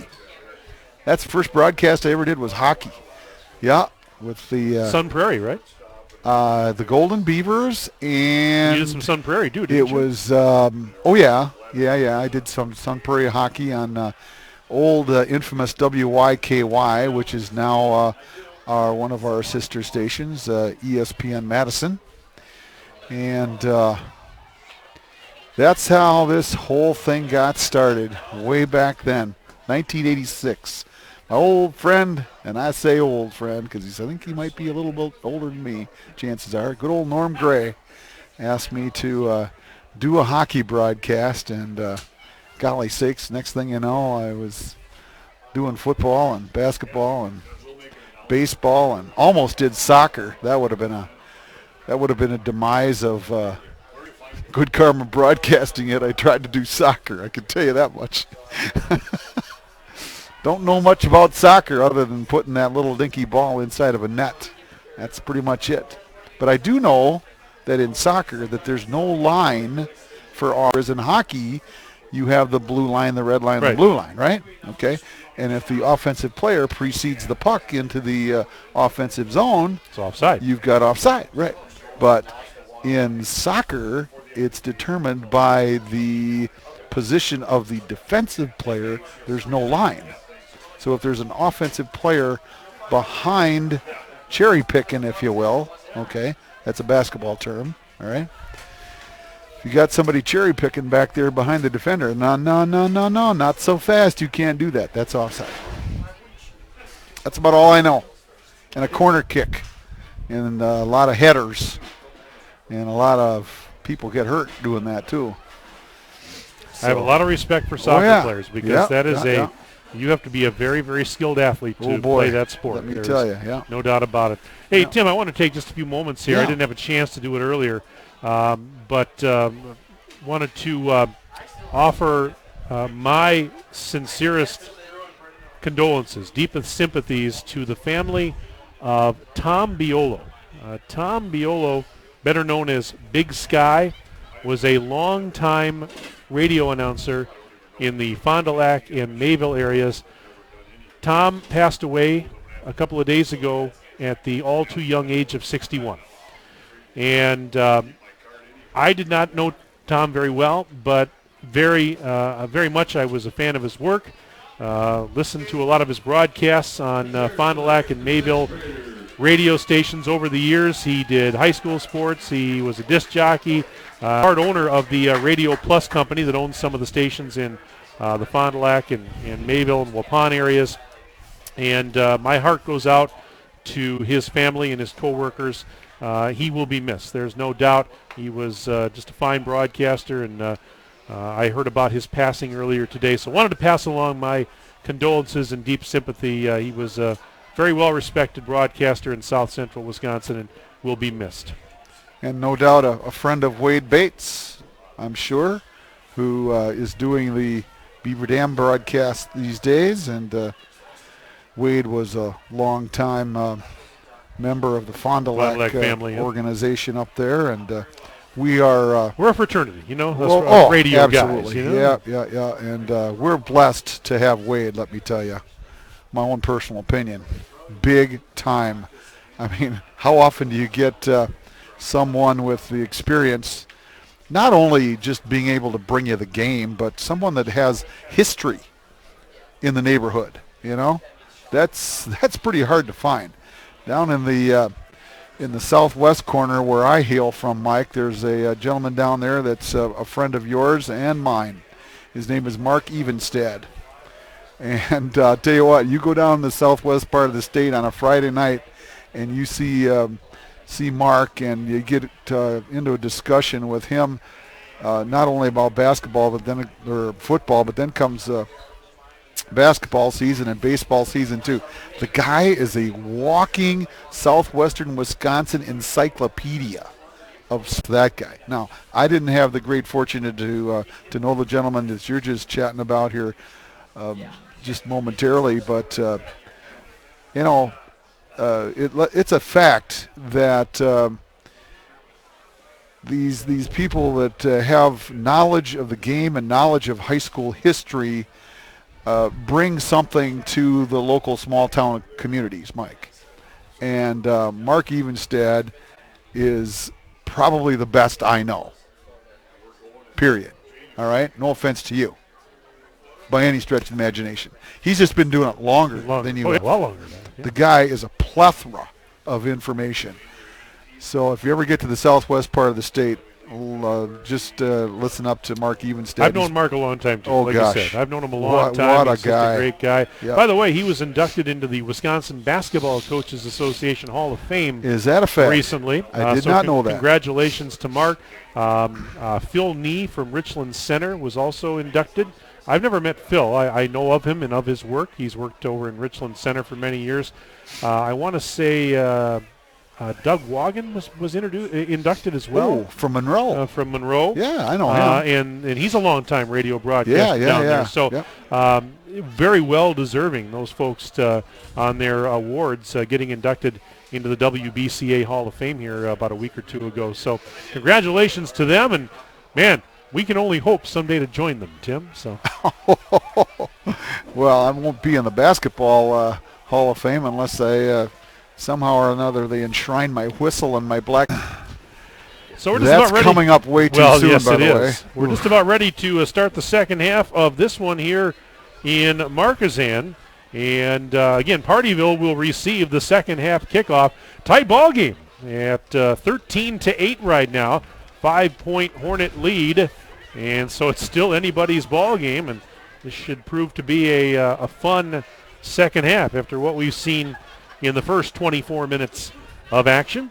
But we'll be ready to kick it off here momentarily. Yeah, both these teams will know by tomorrow afternoon, if not sooner, who their opponent will be next week in the first round of the WIAA playoffs, and know where they're going, and always exciting. So here we go. It's going to be the Bulldogs moving from right to left as we see it in this third period of play. Mike, one other thing. I'll tell you what, the wind is really kicking up. It's picked up. It is a factor. There is no doubt about it. And Markesan will have the wind in the fourth quarter. Yes. So that could be big. That could be huge as this one winds down. All right, so it is going to be Max Stelmacher to kick it away. Here's the approach by Stelmacher, end-over-end kick, and it will be fielded around the 16. This is Devin Seth, up the sideline and gets taken down and out of bounds at around the 36-yard line. So Devin Seth on the kick return, 36, and it'll be 1st and 10. Yeah, we're just as excited as these teams are because, Tim, you and I don't know our assignment for next week yet. There are a lot of things I don't know, but I don't know my assignment. That's very true, Mike. So you and I will be anxious to hear where they send us. 1st and 10 for the Bulldogs from their own 36. And they motion a man, that's Lindert, and he'll take the toss. Lindert going to the right side, trying to turn the corner, and pushes his way out across the 36 to the 37. Then he got stood up and pushed back. Well, Lindert lined up in a wingback position on the near side, and then he started in motion, and they gave him a little quick pitch. And, I'll tell you, the pursuit and holding their blocks. Markesan just did a wonderful job there. I'm going to give them 2 on the carry, but it's a short 2. So 2nd and 8 for the Bulldogs. Do you think an emphasis by Pardeeville at halftime was, hey, give Lindert the ball more? You think? He only had touched the ball 6 times in the first half. Out of the shotgun is Burns, takes the snap and tosses. That's Seth on the right side out to the 40 and out near the 44-yard line. Devin Seth took the pitch, and he will be taken down at the 44, where it will be 3rd and about 2 after a gain of 7. 32 Bulldogs. Bulldogs, as Tim mentioned, with the wind at their back in this third quarter, trailing by 5 at 13-2 for Pardeeville from their own 44. Into receivers to each side.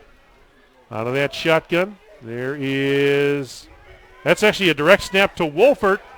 He went right side, and he did not get it. He lost a half a yard. He was tackled on the play by Jacob Middlestat, defensive tackle. Well, they gave him a half a yard.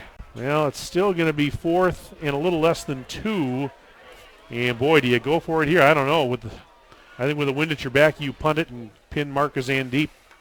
And that's what they're going to do. Walker goes back to receive the punt from Westbury. There's the snap back to Westbury. Gets the kick away. There was pressure coming. Walker will field it on a hop at the 15, near side 20. Cut back, breaks the tackle, and then he just lost his footing and goes down around the 23. Mike, I just have a feeling that somebody's going to block a punt tonight. I was thinking of it prior to that snap, and Markesan had like 4 or 5 guys in there, and they're going to continue to really push the punt issue because they have come close a couple of times. Yeah, those of you watching the broadcast probably heard Tim Haldeman's ooh. Sorry about but that. It was close. Oh, I liked it. It was actually okay. It was fun. I liked that. Good. 1st and 10 from the 23. And Markesan staying on the ground. Bardashevitz the ball carrier. Wolford on the tackle, and it's a pickup of about, I'll put it at the 27-yard line. 26, actually. Just over 9 minutes remaining third quarter. And on 2nd and 7, this is Quaid. Same play. Same play. Handed off to Bardashevitz across the 30, out across the 35, and he gets taken down by Tyler Schomer. But it's enough for a first down. That'll move the chains, keep the drive going for Markesan. And they marked this at the 37. That was a gain of 11. Nope, Quaid faked the handoff that time, and he got taken down for a loss. He faked the handoff to Bardashevitz. Were they going to run the same play 3 times in a row? No, they did not. And that time on the tackle was Hayden Gunther. We're going to give him 1 on that quarterback keeper. 2nd but and 9. You notice 3 plays ran here in the second half, all to the offensive left side. Every one. On 2nd and 9, this is Quaid looking to throw. Near side caught by Stellmacher. Trying to break a tackle, and he will not. He got slowed up by Alan Corus, and then Corus's teammates got there to finish him off, and that is going to be, looks like a no gain or loss. 3rd and about 10. Now they did move it back just a tad, Tim, so I guess we're going to call it 3rd and 10 for our purposes. And just under 8 minutes to go, third quarter. Down in 10 from their own 37. And Quaid gives it to Bardashevitz. Ahead to the 40, head to the 45, 50. First down, 45, and he gets down to about the 43 before being tackled on the play. 19-yard gain by Bardashevitz. Corus again on the stop. First time he's seen open field all night long. Hurry up offense. Yes, they're going no huddle here. 1st and 10 from the Pardeeville 44. Hand up, there's Bardashevitz. He's straight up the middle. I lost him in the pile. Just a mass of humanity there. Now they uncover him, and there he is. Hey, he's still there. Surprise. Surprise, surprise. Gain of 2, and it's 2nd and 8. You're not very good at magic, are you? No. I never said I was. I thought he had disappeared. Oh, there he is. Watch me pull watch me pull the Bardashevitz out of my head. Where's the lady in the skimpy outfit? Exactly. That's what I want to know. 2nd and 8 from the 42. We'll get a handle on it. And the give, that's Bardashevitz off the left side. He's to the 35, he's to the 30, 25, and now he's out of bounds, I believe. But Bardashevitz, well, you heard us talking about him. Well, he started at the 42. He got half of it. He's down to the 21. He's down to the 21. 1st and 10, and the Hornets driving here. They got something cooking with 6:45 left to play, third period. Boy, they're feeding it to Bardashevitz here. Boy, all of a sudden, 4 carries in a row, I think. On the 21, gives it right back to Bardashevitz. Oh, my goodness, he's gone. For the touchdown. Bardashevitz, 21 yards for the score. And with 6:38 to go, third quarter, it's now 19-8 in favor of the Hornets. Bardashevitz in the first half held to 7 carries and 25 yards, and now just like that. He has 6 carries here in the second half for 74 yards and a touchdown. And they're going to go for 2. This is Quaid to throw, and it's incomplete. Wanted to hit Stellmacher. 2-point conversion fails, but with 6:38 to go in period number 3, it's now 19-8. Markesan leading Pardeeville. Let's take a break. We're back after this on dailydodge.com. Hi, this is Dr. Adam Forster at Columbus Family Dental. If you've been unhappy with your smile, it's time that you come and see us. Our team of doctors are waiting to help you get your smile back. We'll take the time to talk with you and treat you like a member of our family, not just another number. Whether it's a whole mouth makeover or simply a little tweak, we'll find the right solution that fits you. For your free, no-pressure consultation, call us today at 623-5559.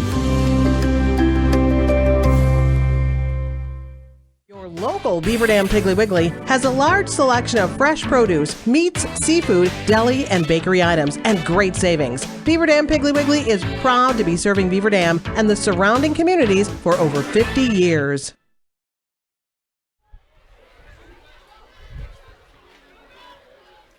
It's 19-8. Markesan now leading Pardeeville. Yeah, I would say healthy dose. Man, just give it to him each and every play. That was all Bartoshevitz. And on the kickoff, it's one of the up men fielding it. Now bobbled it, picked it back up around the 20.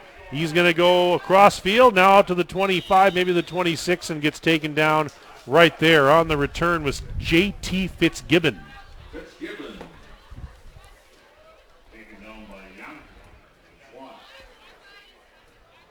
So, brand new ball game here. 6.5 minutes to play in the third quarter.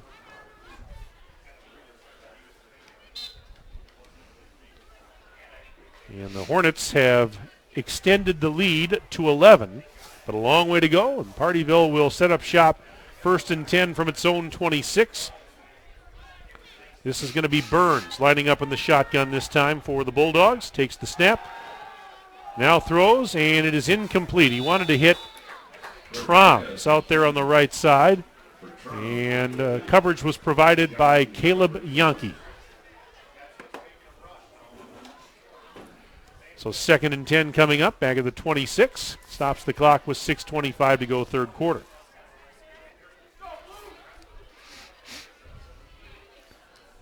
And another good matchup here, another competitive game between these two. We saw a pretty good competitive game last year when they played in Pardeeville. We're seeing it here again tonight. On 2nd and 10, Burns calls out the signals, takes the snap, looking deep. 45, sideline 50, 45, and he's down into Markesan territory around the 42. That time he connected with Troms, and once he broke the tackle, Tim, there was some real estate there. Big catch and run for Troms. 32-yard gain on the play, and Troms was just so much larger than the defensive backs who were trying to drag him down, and they just didn't have a chance. James Troms, 6'3", 225. He's a senior, and that was a great play. 1st and 10 now for the Bulldogs from the Hornet 42-yard line. And here back to throw again is Burns, looking to the near side. It is caught! Oh! That's Lindert! The defender almost intercepted it, but Lindert catches and takes it in for the touchdown. 42 yards. And I think it was touched by the defensive player. 19-14 now, and that was incredible. It looked like that was going to be intercepted, and as you said, Tim, I think the defender might have got a hand on it, but Lindert came up with it, and he waltzes in from 42 yards out. Lindert now with 104 yards receiving tonight. Now they're going for 2 and denied. Denied, yes they are, but with 5:46 left in the third, it's now 19-14 Markesan. Let's step aside, and we're back right after this on dailydodge.com. Your local Beaver Dam Piggly Wiggly has a large selection of fresh produce, meats, seafood, deli, and bakery items, and great savings. Beaver Dam Piggly Wiggly is proud to be serving Beaver Dam and the surrounding communities for over 50 years. Air Care in Beaver Dam has been trusted by customers for over 37 years. This is Chad Guzzi, owner of Air Care, and we want to keep you happy and comfortable. From our courteous office staff to the honest and dependable technician in your home, our reliable team is working hard to provide heating and cooling solutions for you. We proudly serve the entire Dodge County area and beyond. Let us create the comfort in your home that you deserve. Call us today at 920-356-8860.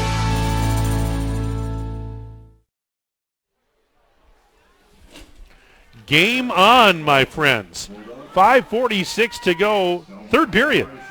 And it's now Markesan 19, Pardeeville 14. And we just saw touchdowns, one by each team, less than a minute apart. And let's play on, shall we? End over end kick, fielded back around the 16-yard line by Bardashevitz. Up to the 20, 25, 30. Breaks the tackle, 35, 40. And still going out towards the 45-yard line. Well, what has gotten into Bardashevitz here in this second half? My goodness. I mean, he has been reinvented here in this second half.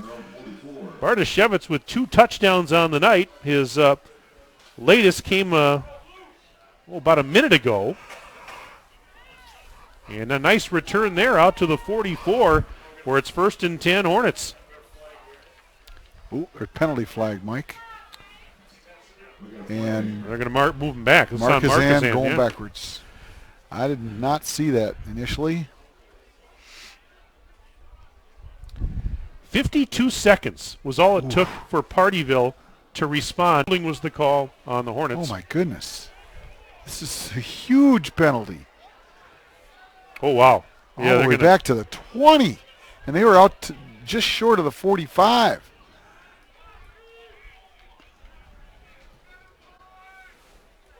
So that was costly. The ball is at the 20-yard line, 1st and 10. That is a far cry from where it was originally going to be, which was the 44. All right, so the Hornets go to work with receivers to either side. Quaid hands it off. Yeah, Bardashevitz again. Yeah, it was, and this time they were ready for him as he picks up a yard to the 21. 2nd and 9. Bardashevitz now at the century mark on the night in but 13 carries. That's pretty good average, folks. And boy, he's really padded the stats a little bit here in the second half, hasn't he, in this third quarter. 2nd and 9 for the Hornets from their own 21. They motion a man, that's Plagans, and they hand up Bardashevitz, and he is wrapped up in the backfield. Nice play that time. Gage Walker, he got right in there and snuffed that out in a hurry. It's a loss of 1, and it's now 3rd and 10. And boy, Pardeeville, that defense after that penalty, they're thinking, all right, let's stop these guys, get the ball back is what they're thinking. Well, the touchdown reception didn't hurt matters either. Well, no, that should be intercepted, that pass. Yeah, it wasn't even a good pass. The pass was, knee-high or below?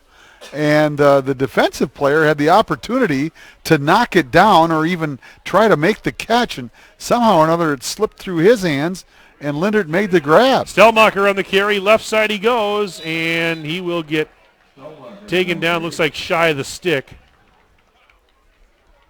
Can't see exactly where they ushered him out of bounds there, but it's going to be about, well shy. Well shy. About 6 yards short. Yeah, he got only about 4 maybe on that play, and so it'll be 4th down and 6 from the 24. Markesan's going to have to punt it away, and Lindert goes back deep to receive. And boy, just looking at him out there, Tim, he doesn't look like a sophomore, does he?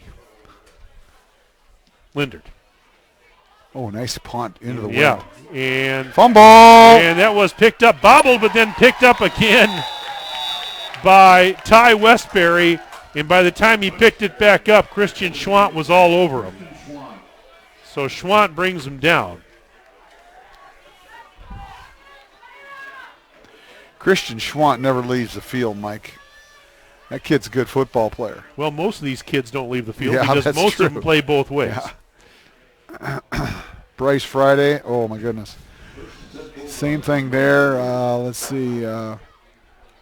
Jacob Middlestad as well. He doesn't leave the field. 1st and 10, Bulldogs from their own 38-yard line. 3:54 to go third quarter in a 5-point ball game, 19-14. Marcus quarterback spot is Burns. He takes the snap, running to the right side, pump fake, now throws off his back foot. It is going to be incomplete. Nice. He was trying to hit Lindert, and I tell you what, that is great coverage. Stride for stride with Lindert was James Triggs, the safety. I mean, he was right there with him. And the ball, frankly, this is a little bit underthrown anyways. Yeah, and he was throwing with the wind, rolling to his right, and under duress. He threw off his back foot a little bit. Yeah, but he threw a nice spiral, and, without really good defense, that was a reception. And, yeah, credit Triggs with really good defense.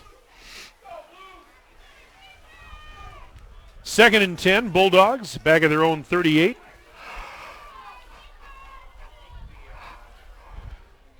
Again, 2 receivers on each side. Lindert, Wolfert actually took the direct snap and then went off the right side out to the 40. Picked up about 2. Schwant there on the stop. 3rd and 9. Oh, no, gain of only 1. Beg your pardon, so it's 3rd and 9. They mark it back at the 39.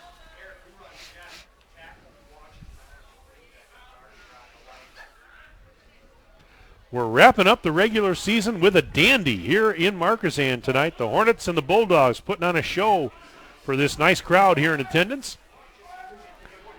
3rd and 9 for the Bulldogs.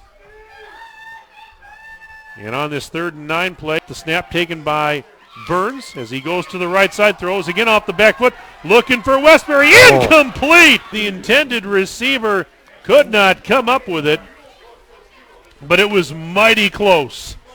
And it's 4th and 9 for Pardeeville. Oh, that was within an eyelash of a completion. And a big one at that. Trying to see who the defensive player was. There were a couple of them man out there. standing right at midfield. 20, is it 23? 21 would be Yankee. Or no, excuse me, James Triggs. I beg your pardon, James Triggs. Not 21, though? No, it's the one on the far side. I think it's 23. 23. There's 23 out there. Yeah, that's Caleb Stoll. Yeah, he did a nice job. All right, so Pardeeville's got a punt. Ooh, they get it away. Pretty good punt with a win, and that's going to take a Pardeeville bounce all the way down to the 5-yard line where they'll down it. So Markesan's going to start off this drive in the shadow of its own goalpost. 2 minutes, 50 seconds remaining, third quarter. And 56 yards, no return. No return. And that one could become very, very costly right there. I know the ball was punted with the wind, and it had a pretty good sail to it, but you knew the wind was blowing. It's sort of like, when you hit that, when you have that 100-yard wedge shot, and you're hitting into the wind, and you only hit it 80 yards. Well, you knew the wind was blowing before the shot. You knew the wind was blowing before the punt here. You follow me? I follow you. I don't know if that's a good analogy or not, but it worked for me, hopefully. 1st and 10 from the 5. It's Bardashevitz. He's wrapped up for a loss. Bardashevitz gets taken down. There were a couple of white jerseys. I believe that was Gunther. Loss of a couple. Gunther on the stop. Loss, yeah, of 2 yards at 2nd and 12. And Markesan's got to be careful here because this is dangerous here. You got to protect that football. 2:19 and counting left in the third. 2nd and 12 for the Hornets at their own 3-yard line. Couple receivers wide to the near side. Quaid out of the shotgun. Fakes the handoff. Left side he goes. And gets out near the... Got a couple. 6-yard line, maybe the 7. Let's see. Out to the 7. Which would be a pickup of Gain 3. Of 4. Nope. Well, they're going to call it the 6. Yep, so it's going to be a gain of 3 and 3rd and 9. Upon further review. We get used to that in high school football.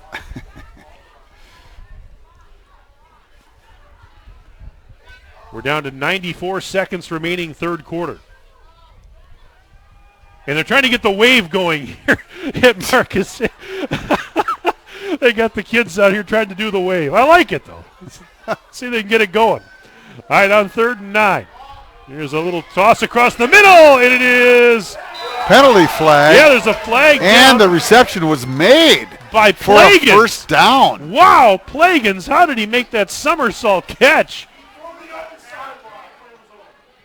And you're right, a flag came out to boot. Let's sort this all out, but yeah, they're going to decline the penalty. Oh, sure they were. Never heard assistant coaches go wild like these guys.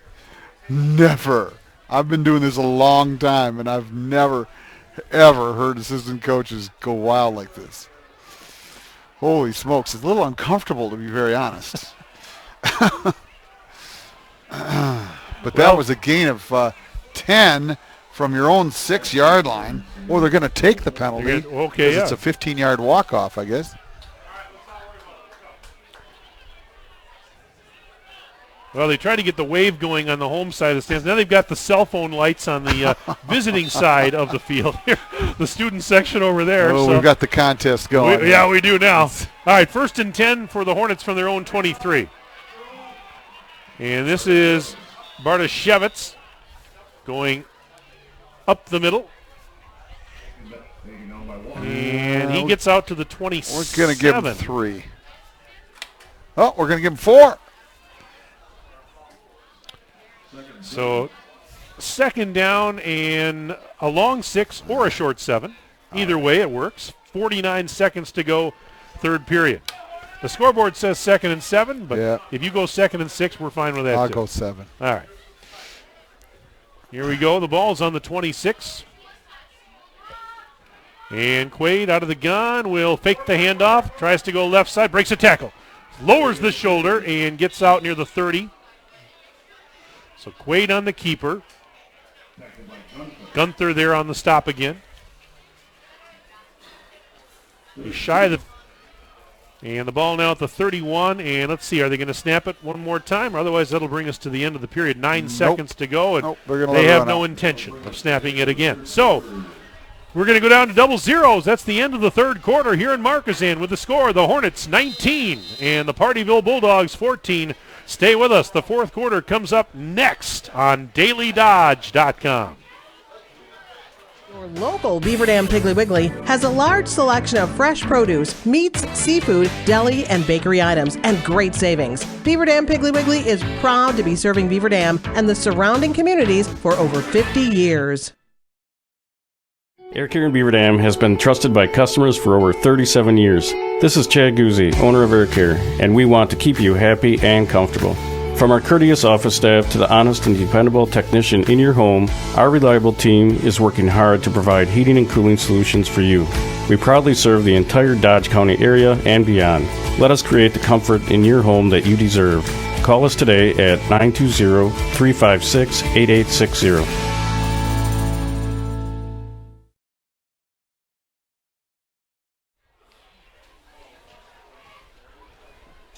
And along with our videographer and engineer, Justin Wilski, Mike Tronson, Tim Haldeman back at Markesan High School. We start the 4th quarter with the Hornets leading the Pardeeville Bulldogs by the count of 19-14. And it'll be 3rd and 2 for the Hornets from their own 31 as we start the 4th quarter. And as Tim mentioned, the Hornets, this is Quaid, giving it up to Bartoshevitz, breaking tackles, out across the 35 to the 36. He's got a first down.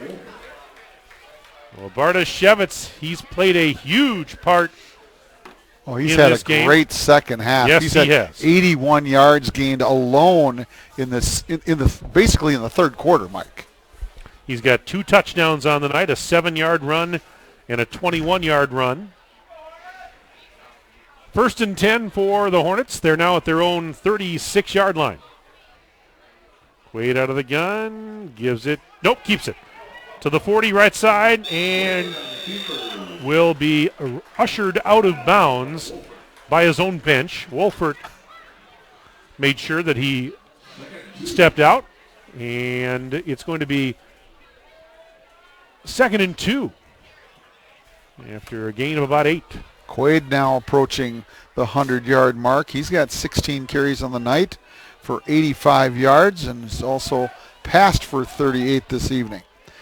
And as I mentioned before, Bartoshevitz over the century mark at 106. 2nd and 2, Quaid wants to throw. Launching it down the middle of the field. It is incomplete, intended for Plagans. And there was really good coverage out there by Tyler Schomer. So it'll be 3rd and 2 now for the Hornets back at their own 44. We are 30 seconds into the final stanza tonight. Tell you, Augustinovich was able to make an adjustment. On 3rd and 2, Bartoshevitz takes the handoff straight ahead. Ooh, oh, boy. He was right around the stick. Just short, I think. Ooh. Let's see where nope, they he's spot got it. Oh, boy, he did He's get it. got it. He was very close, and it all depended on the spot, and they mark him at the 47. So a gain of almost 3 on the play, and that keeps the drive going for the Hornets as they're nearing midfield. 1st and 10 on their own 47. 2 receivers to each side. Now they motion a man. That's Plagans going to the right, and this is Quaid on the keeper across midfield down to the 46-yard line of Pardeeville before he's tackled on the play by Spencer Stilson. Defensive tackle, but a nice run on 1st down. Tell you, Quaid was within a half a step of breaking that one right there. Almost broke that last tackle, and if so, it would have been a race to the goal line. After the gain of 6, it's 2nd and 4 now in enemy territory at the 47. Stellmacher in motion, and Quaid fakes the handoff again, and another 1st down inside the 40, and down to about the 37 or thereabouts. Wolford on the stop with some of his friends, but again, a fresh set of downs coming up for Markesan, and now Quaid doing some nice work, some outstanding runs here. And he sells that fake so well. I really have to work hard to see who's got the ball in the ball game. 1st and 10 for the Hornets on the Bulldog 38. And they got to send the trainer to the across other side. field. Mike, I heard the assistant coaches for Pardeeville next door. I don't know if you happened to catch that. As you saw the player that was limping off the field, they said, just lay down, just lay down. Well, I don't know what the rules specify in that type of situation, but I would think that if you can get off the field, you should be able to get off the field. Quaid fakes the hand, a play action, throws across the middle, incomplete. He was trying to hit Augustinovich, and he overshot him a little bit. Coverage out there by Ty Westbury. I like the play action, but they couldn't quite connect. Well, when you've sort of lulled them to sleep here with Quaid on the keepers, Bartoshevitz from his halfback position, they're really moving the football on the ground. Play action works rather well. If you don't believe it, ask Aaron Rodgers. He ought to know, He ought to know. On 2nd and 10, back of the 38. And Quaid gives it to Bartoshevitz inside the 35, spins, still on his feet down near the 31-yard line. Gage Walker, Devin Seth there on the stop, but that is Bartoshevitz taking it down to the 31. Yep, gain of 7 yards. Lucky 7. 9:40 to go in the game. Clock is running. 19-14. Markesan nursing a 5-point lead. They'd love to add to it on this drive right here. Faced with a 3rd and 3 now at the Pardeeville 31. Oh, my. Ouch. I didn't see anybody on the offensive line move, so I'm guessing this is probably going to be on Pardeeville, maybe encroachment here, but we will check it out. And it's on Pardeeville for offside. Oh, that had to hurt. But all of a sudden the cavalry was coming through. It hurts a whole lot less when you know you got a 1st down and you're starting to knock on a door at the 26-yard line, 1st and 10. By no means would a score here put this thing away, but it would sure help the cause. Quaid to throw. Looking down the left sideline. Incomplete, intended for Plagans. Westbury there stride for stride in coverage, but they've been trying to hit Plagans here a couple of times. And Mike, I like the play there. selection. You know, that was a 1st and 10, and everybody in the ballpark is thinking that they're just going to, lull them to sleep one more time. Quaid on a keeper, Bardashevitz up the middle. No. They go to the outside on a pass play. Well, it didn't work, but, hey, go back to the run right here. And they will with Bardashevitz, and he gets tripped up near the 20. But he got almost 6. And we've got an injured Pardeeville player, Seth, on the stop, and looks like we have, an injured Pardeeville player they're going to have to tend to here. Stops the clock with 9 minutes to go, third quarter. Our score, Markesan 19, Pardeeville 14 on this Week 9 edition of the high school football game of the week. Yep, It does. yep, So by the looks of it. A momentary delay here. I was going to ask you something, and I noticed this here because I noticed there were several students in the crowd tonight here at Markesan wearing letter jackets. And I was thinking the other day, that's something, and now you go to maybe more schools than I do, Tim, but it seems to be something that kind of is a lost thing. I don't see nearly as many youngsters wearing letter jackets nowadays as we did 20, 30 years ago or more. And when I was in high school, all the kids wore the letter jackets. So is that, I wonder why not as many tend to wear them anymore. I think they're costly. Well, they are. Yeah, they are. I guarantee you they're costly. I don't see as many even at the schools that I go to. I'm seeing more here in Markesan than I've seen at most of the other schools that I go to. I saw an awful lot at the Badger homecoming last week. Okay, was that last week? Yeah. Homecoming? Yeah. There was an awful lot of Badger homecoming or Badger jackets I saw with a big block W on them. But yeah, you're absolutely correct. There's just doesn't seem to be the, I don't know what the interest in them anymore. Yeah, I don't know why, but I was just kind of wondering out loud as to why we don't see that nearly as much anymore. Good question. It's like a lost art or a dying We don't thing. see cheerleaders very often anymore either. But hey, kudos to Pardeeville. They've got young ladies all bundled up over there tonight. Yeah, they with, brought their cheerleaders. Their pom-poms and they're, let's see, 1, 2, 3, 4, 5, there's 6 of them over there. Shucks, I can't see that far. I see 6, yeah. I can't see that far. I'm gonna, 3rd and 4. All right, so it's 3rd down and 4 for the Hornets from the 20-yard line of Pardeeville. We have 9 minutes exactly left in this thriller. 4 down territory, no doubt here. And there's movement all over the place. And Markesan is claiming that it will go against Pardeeville.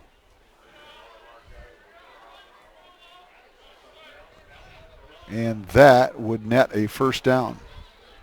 Yep. Offside on Pardeeville. Yeah, it's second time on this drive that they've been offside. And you are correct, Tim. That will give Markesan a fresh set of downs to the 15-yard line, 1st and 10.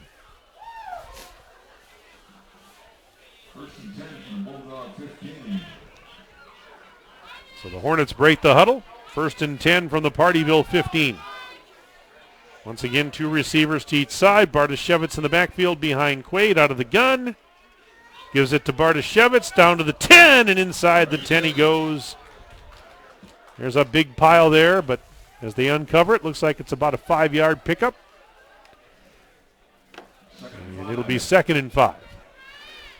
Bardashevitz now 21 carries for 127 yards, and he had 25 yards at halftime. How do you figure? Amazing. That's why they play 4 quarters and not 2.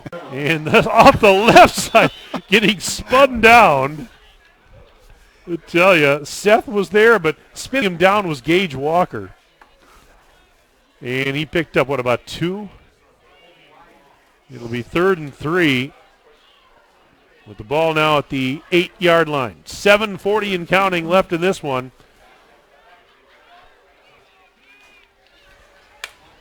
Markesan trying to distance themselves from the Bulldogs, who have battled throughout this entire game.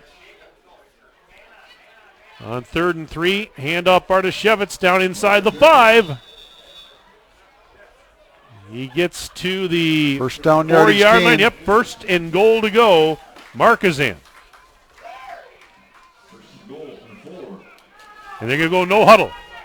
Tempo here. Quaid on the keeper. Easy. And he is into the end zone. Touchdown, Markesan. On the quarterback keeper, Hayden Quaid from 4 yards out, and it's 25-14 Hornets. Well, I'll tell you what, they've done that a number of times here in the second half, Mike, and that's going to the no huddle. Well, that's something you got to practice. Yep. And that's they had 2 weeks to practice. Well, I was just going to bring that up, Mike. Thank you for helping me out on that one. Here's Rogelio Barajas to attempt the extra point. And the kick is up, and it is good. So with 7:13 to go in the 4th quarter, it is now Markesan 26 and Pardeeville calm. Your local Beaver Dam Piggly Wiggly has a large selection of fresh produce, meats, seafood, deli, and bakery items, and great savings. Beaver Dam Piggly Wiggly is proud to be serving Beaver Dam and the surrounding communities for over 50 years. Sports injuries, nagging aches and pains. It's frustrating when your mobility is limited, preventing you from enjoying an active life. Beaver Dam Community Hospital's Institute for Movement and Orthopedics utilizes the latest surgical solutions to help you live pain-free. Their team of experts, from orthopedic surgeons to physical therapists, are in one location, collaborating to customize a plan that reclaims your quality of life. Learn how they can seamlessly maximize your mobility. Visit bdch.com/IMO.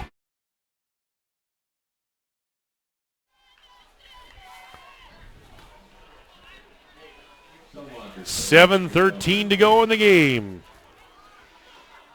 It's 26-14 as the Hornets lead by 12 now.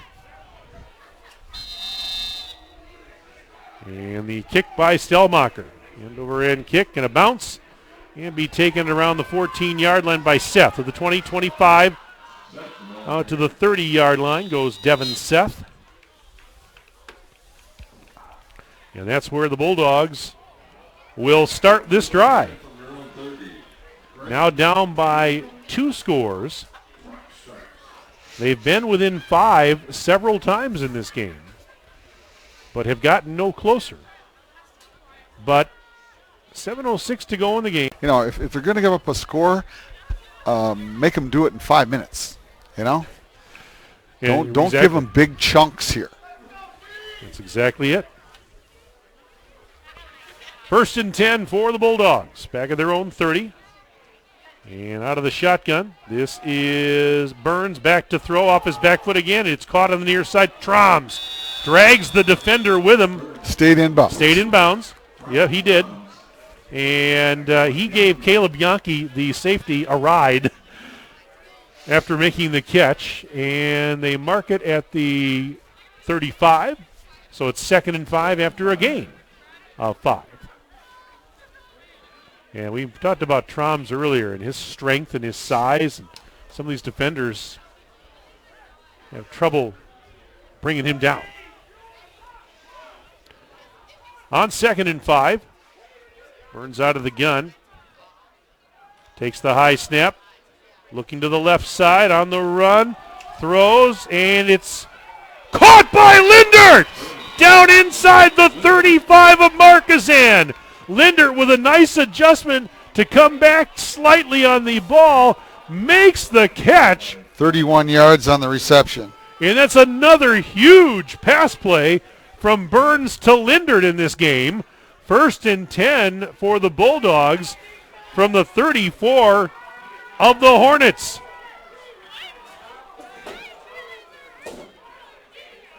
For a guy that mostly stays on the ground, Linder's got some big receptions, and now Burns another throw. Bianchi was working on him again.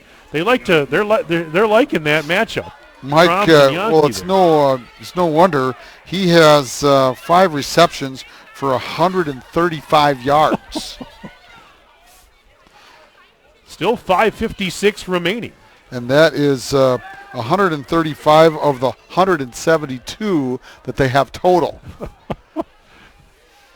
Yeah, just imagine that guy in a couple years. Oh, is he going to be a load? 2nd and 10. Bulldogs now at the Hornet 34. And Burns again out of the gun. Friday's got him. Oh, almost. Now he throws, and it's incomplete. He overshot Westbury, who was the intended receiver. Friday was the pressure, and then the coverage out there was provided by Caleb Stoll and Preston Wittoon. Tell you, Friday was starting to smell the sack right there, and he probably got just a little bit too overly excited. You have to be under control when you, I wouldn't know because I've never been in those shoes, but I would think you'd have to be under control because the quarterback, of course, is going to go one way or the other, and you have to be able to try to tackle him, and if you're going too fast, that's not going to happen. So that time Friday did quite complete the sack. On 3rd and 10.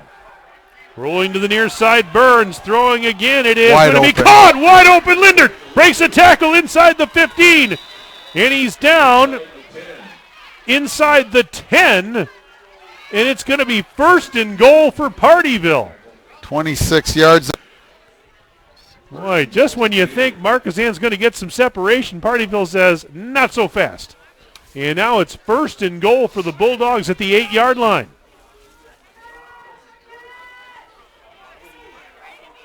Don't go anywhere, folks. We're going right down to the wire. Out of that gun is Burns. Surveys the defense. Barks out the signals, and he's got the snap. Looking left side. Look out. Pressure coming. Throws. Incomplete. Troms could not catch it at the goal line.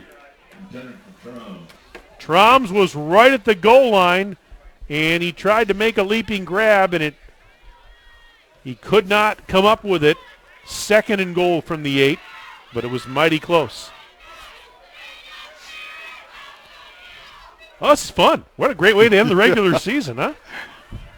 Probably a little bit closer than the locals would like it, but Pardeeville, they came to play, and we expected this. We expected a pretty darn good game, and we've gotten it.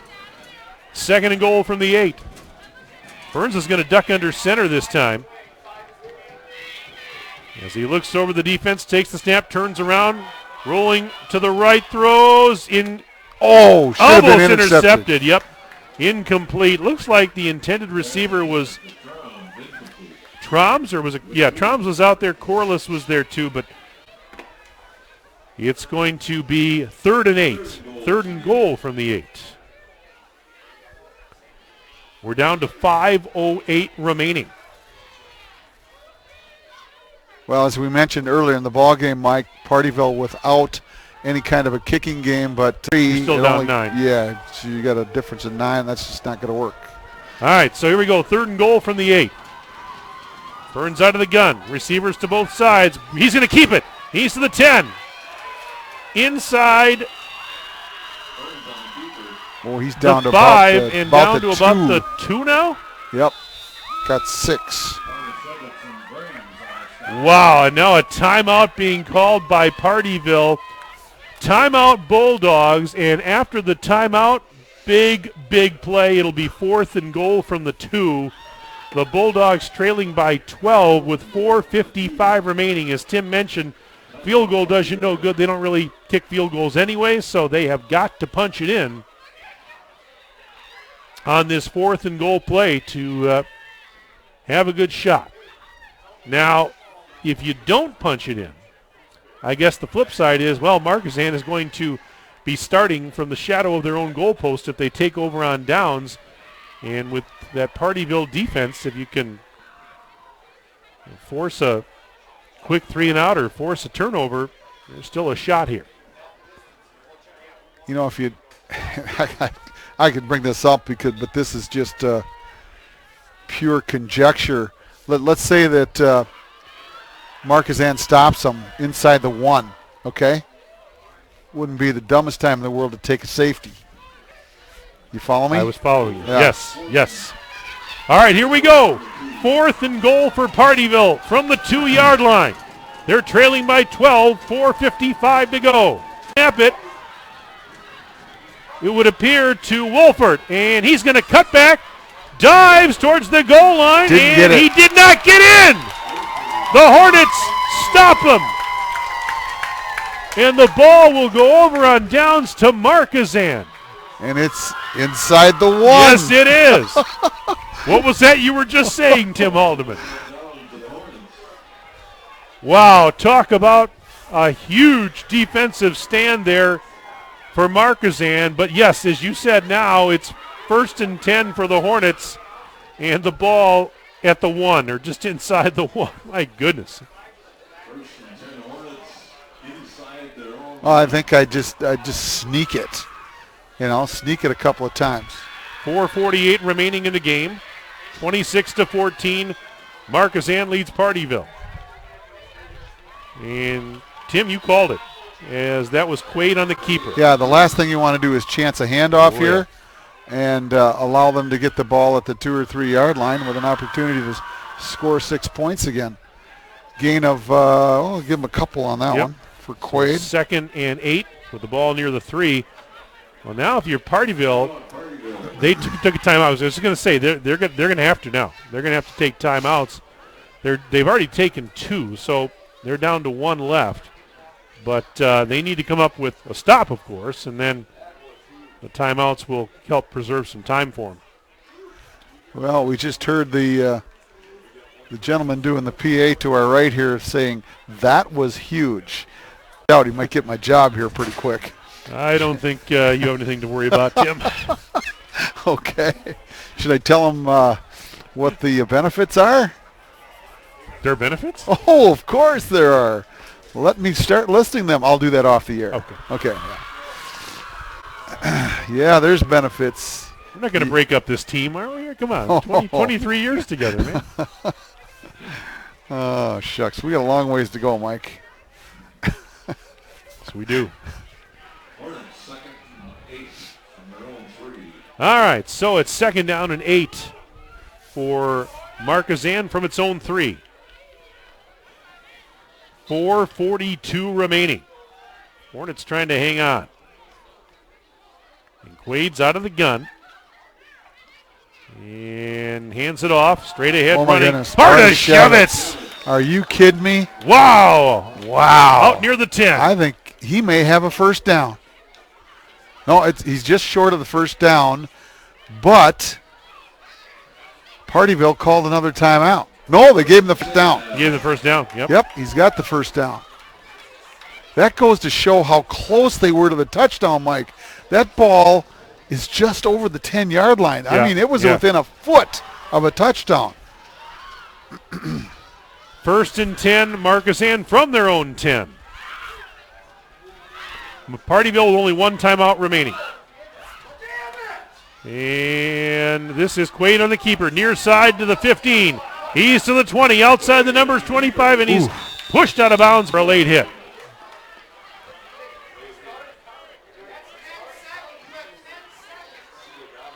A flag came out at the end of the play.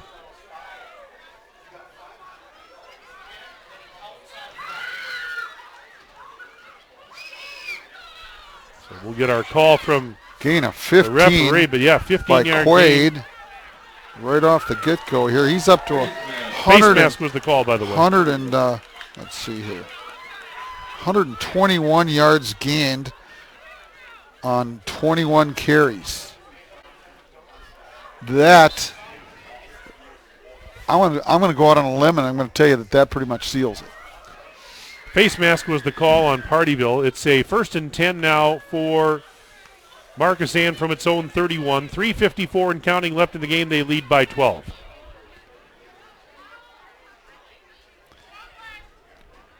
They'll just take their time. Absolutely. That's what you do. And showing blitz was Pardeeville. They handed off, and straight ahead on the carry was Bartoshevitz.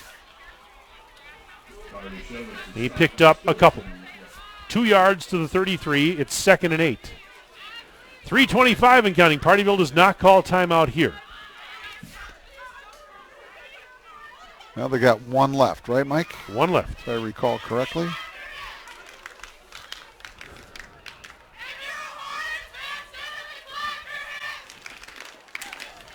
Second down and about 8 from the third. Now Quaid keeps it. and dives to the 35, and that's about all he's going to get is about 2. So that will set up third and about 6.5, 7 yards to go with 2:42 remaining. Again, Pardeeville has not called timeout in this situation, but I imagine if they stop him here on 3rd and 7, that they would use that timeout. And then they're going to put the pressure on the punter. Yes. They're in a mode where they have to.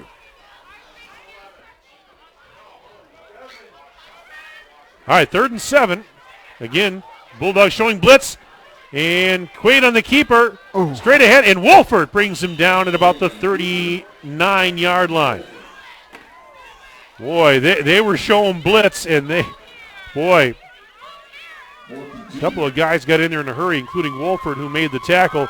It's 4th and 2 with 2 minutes left. And, boy, again, Pardeeville has not called timeout here. Now, if you're Markesan, you can pretty much ice the game if you get a first down here, but well, they're going to call timeout here. That's what they'll do. They'll run it down. Yeah, they got 4th and a short 2. You're going to punt the football here. Especially with the wind at your back. Yep. Leading by 12. And now the timeout is called by the Hornets with 90 seconds remaining in the ball game. And this ball game tonight brought to you by Kevin Carnine, your American Family Insurance agent, Beaver Dam Community Hospital, Air Care, Columbus Family Dental, and our video stream sponsor tonight is Beaver Dam Piggly Wiggly. Along with Tim Haldeman, Mike Tronson at Markesan High School. Minute 30 to go in the fourth quarter, and it is 26-14 in favor of the Hornets. They lead the Bulldogs. And a 4th and 2 for Markesan coming up after the timeout. I go back to the pregame that I had with head coach John Dunleavy out on the field before the game. From here on, when I've got that young man on a broadcast, I'm going to ask him what he's got up his sleeve. You know, he brought out the old hook and ladder tonight. You know, next week it might be the flea flicker. Well, it could be. Who knows? You know, we've who seen, the heck? Somebody ran a flea flicker. Oh, that was against the Packers the other night. Detroit, yeah, Detroit. First play from scrimmage. That was really well performed, huh? Oh, it was. I didn't perfect. see that coming. Yeah, why not? I'll tell you, it works every time. Flea flickers and looking ladders, they work every time. I don't know why you don't run them more often. I'd run them half a dozen times a game. Stelmacher back in punt formation now. Pardeeville, as you said, they're going to bring the house. Nobody's back deep, and wait a minute. Oh, I think they were offside. They might have been offside. Yep, they went early. Well, they got nothing to lose. That's game. Yeah. You got to snap it twice, and it's all over. Yep, that's because that'll give them a first down, and Will Markesan. Did I mention that I ran into John Dunleavy and the entire Markesan football team? I heard about this. Last week, Thursday. They were having a team dinner up in Waupun. My wife and I happened to be at the same restaurant. Dunleavy and, Yeah, he's quite the Johnny, isn't he? He is. Yeah, and, we go way back. That's going to ice the game. That's going to end it. That's right it. there. Couple of kneels, and it's all over. Yep. Pardeeville, they still have one timeout, but that's it. So, minute 28 to go, and Markesan in victory formation here, and there's a knee by Quaid. As Tim said, a couple knees will end it. So, a couple of weeks off. Markesan ends a 2-game slide, and they're feeling a lot better about themselves heading into the WIAA playoffs. Pardeeville, meanwhile, finishes at 500 in conference, and will finish overall at 1 game under 500. But you know what? They're doing good things at Pardeeville. They're certainly a competitive football team. Very good on the defensive side. And they'll be in the playoffs too. 2nd and 10. There's another knee. 45 seconds left. And do they have to snap it again? Maybe one more time. So we wind down the final seconds of the 2019 high school football regular season. One more knee to do it. There it is. And that will bring us to the end of this one as the clock is going to tick down to double zeros. Final score, Markesan 26 and Pardeeville 14. Stay with us. We'll take a break. We'll come back for our post-game report right after this on dailydodge.com. Local Beaver Dam Piggly Wiggly has a large selection of fresh produce, meats, seafood, deli, and bakery items, and great savings. Beaver Dam Piggly Wiggly is proud to be serving Beaver Dam and the surrounding communities for over 50 years. At Reed Chrysler Dodge Jeep Ram in Beaver Dam, we are a second-generation family-owned business that has been in the Beaver Dam community for over 25 years. Our goal is to make the process of buying a vehicle fun again. No pressure, no hassle, just quality customer service from our friendly and experienced sales staff. So give us an opportunity the next time you're in the market for a new or pre-owned vehicle. The worst that can happen is we shake hands and part as friends, and if you catch us on the right day, you can enjoy one of Mom's amazing homemade cookies. Let our family take care of your family at Reed Chrysler Dodge Jeep Ram in Beaver Dam. Look around. This book, this meal, this lamb, this world is made of dreams. So when people say American Family Insurance protects things, we shake our head no. Because we protect this, and everyone's dream is worth protecting. Insure carefully, dream fearlessly. American Family Insurance. Yes, I'm a dreamer. Contact the Kevin Carnine Agency, LLC at 920-887-9700 in Beaver Dam today. American Family Mutual Insurance Company, SI, and its operating company, 6000 American Parkway, Madison, Wisconsin. Sports injuries, nagging aches and pains. It's frustrating when your mobility is limited, preventing you from enjoying an active life. Beaver Dam Community Hospital's Institute for Movement and Orthopedics utilizes the latest surgical solutions to help you live pain-free. Their team of experts, from orthopedic surgeons to physical therapists, are in one location, collaborating to customize a plan that reclaims your quality of life. Learn how they can seamlessly maximize your mobility. Visit bdch.com/IMO. Air Care in Beaver Dam has been trusted by customers for over 37 years. This is Chad Guzzi, owner of Air Care, and we want to keep you happy and comfortable. From our courteous office staff to the honest and dependable technician in your home, our reliable team is working hard to provide heating and cooling solutions for you. We proudly serve the entire Dodge County area and beyond. Let us create the comfort in your home that you deserve. Call us today at 920-356-8860. Hi, this is Dr. Adam Forster at Columbus Family Dental. If you've been unhappy with your smile, it's time that you come and see us. Our team of doctors are waiting to help you get your smile back. We'll take the time to talk with you and treat you like a member of our family, not just another number. Whether it's a whole mouth makeover or simply a little tweak, we'll find the right solution that fits you. For your free, no-pressure consultation, call us today at 623-5559.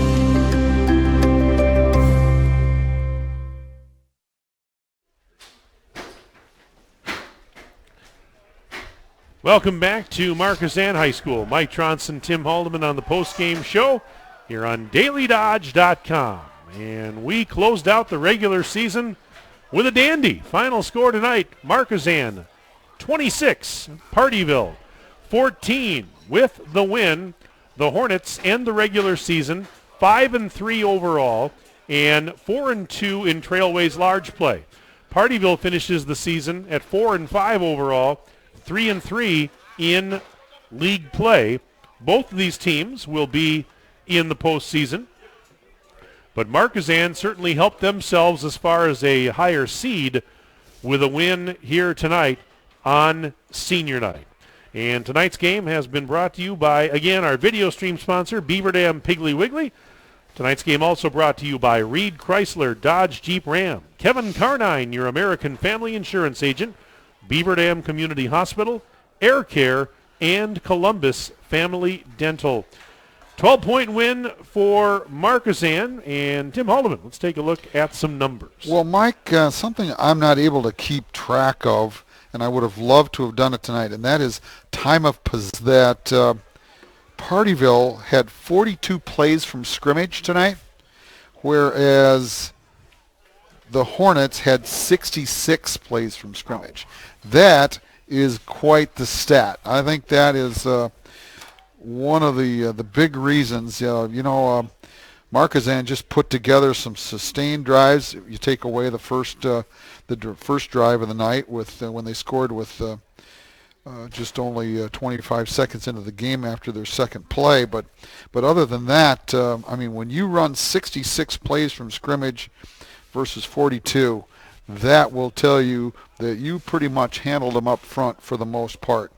For the victorious Hornets from Markesan tonight, they were 3 for 9 through the air for a total of 38 yards, and all of those 38 yards came in the first half. There really was no need to put the ball in the air too much in the second half, although they did try a few times. 3 times in the second half they did pass the football just to try to keep Pardeeville honest.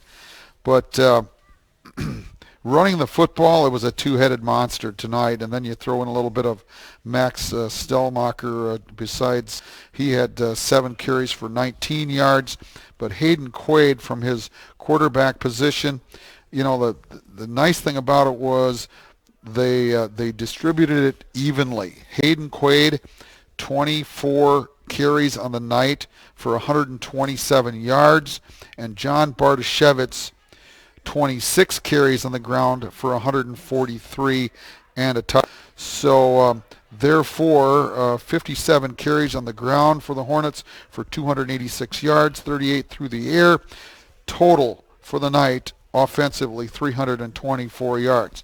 For the Bulldogs from Pardeeville, 11 for 22 through the air for 213 yards.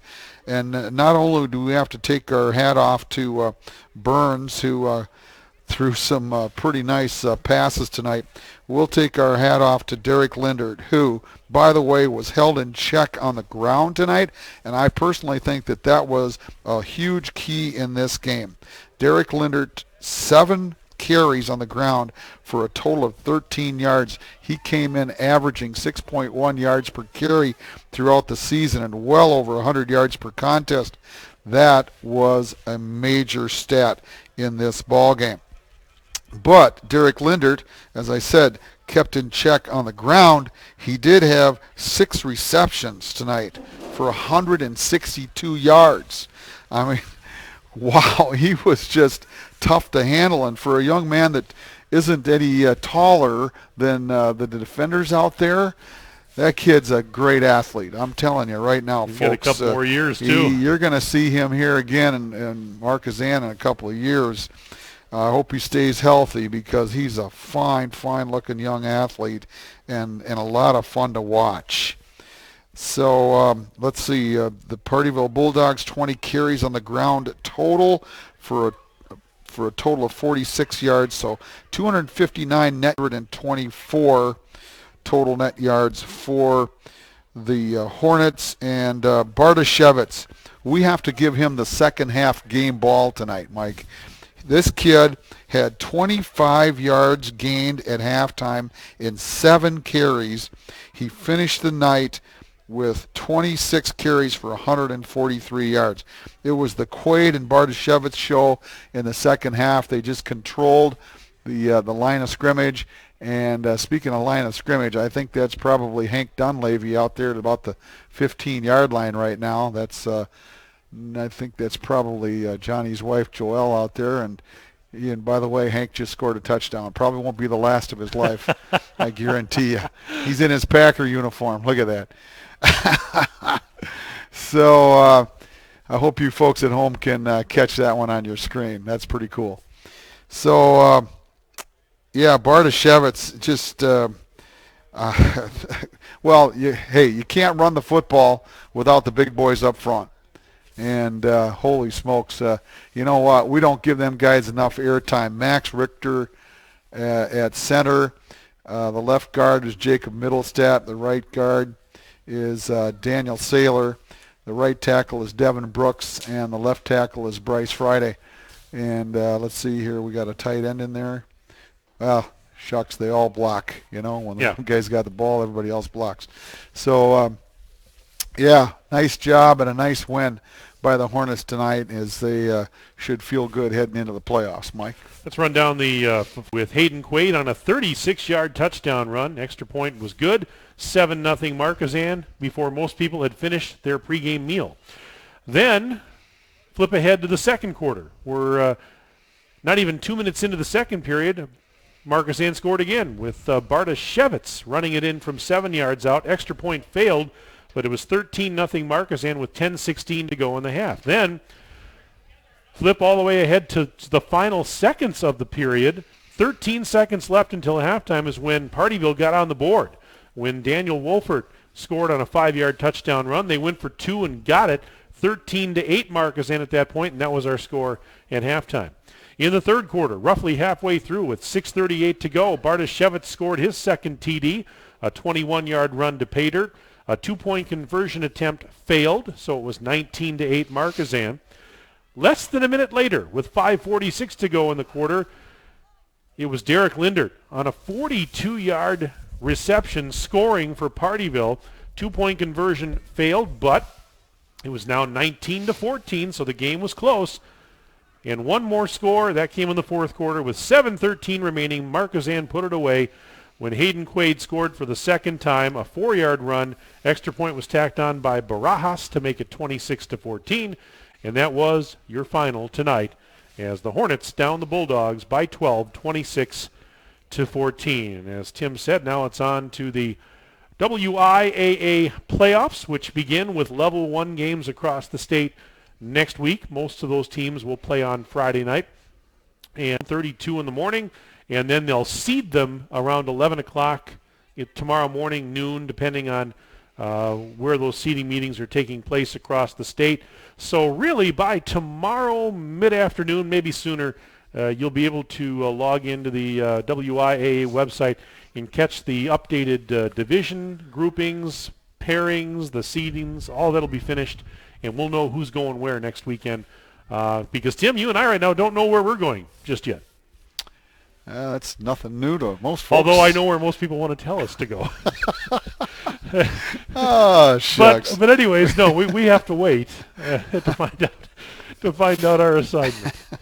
But it's been fun, and I can't believe it's already 9 weeks down. I mean, it's every year. It just goes faster, and it's a fun time of year, and we look forward to the playoffs and hope one of our local teams can make it, Mike. And well, we got several local teams that'll be involved. Without a doubt. These are 2 right here. And, of course, we've got Columbus is going to be in there, and Horicon Eustis is going to be in. Randolph's which reminds me, in. timeout. I'm going to see if I got – yeah, hey. I got a halftime score from my roving reporter tonight. Your roving reporter? My reporter. roving reporter, my streamer, if you will. Okay. Right? Columbus at halftime was ahead of Poinette 12-10. A little bit closer than most would think, but because Columbus, no doubt, the big-time favorite in that one, we do not have a, if we get that before the end of the broadcast, we'll surely pass that on. So that is going to wrap things up here in Markesan tonight. Again, stay tuned as we'll be announcing early next week where we're going to be going next week Friday for potential playoff matchup. And again, check WIAAWI.org for the pairings tomorrow afternoon. Tim, it's been a fun regular season. What a great way to end it tonight. And we're not done just yet, and looking forward to the second season. All right. Sounds like a plan, Mike. Good job tonight. Enjoyed it. This is a fun broadcast. Same to you as well. And we also want to thank Justin Wilski, our videographer and engineer, for all his good work, not just tonight, but all season long. He's been with us, and we appreciate that. And thanks to all of you for tuning in. Hope you enjoyed this broadcast tonight. Our final regular season game of the week here on DailyDodge.com. 26-14, Markesan a winner over Pardeeville, and that's going to wrap it up for Justin Wilski and my good friend and partner, Tim Haldeman. Mike Tronson saying so long from Markesan. Have a pleasant evening and enjoy your weekend. This has been a DailyDodge.com sports presentation.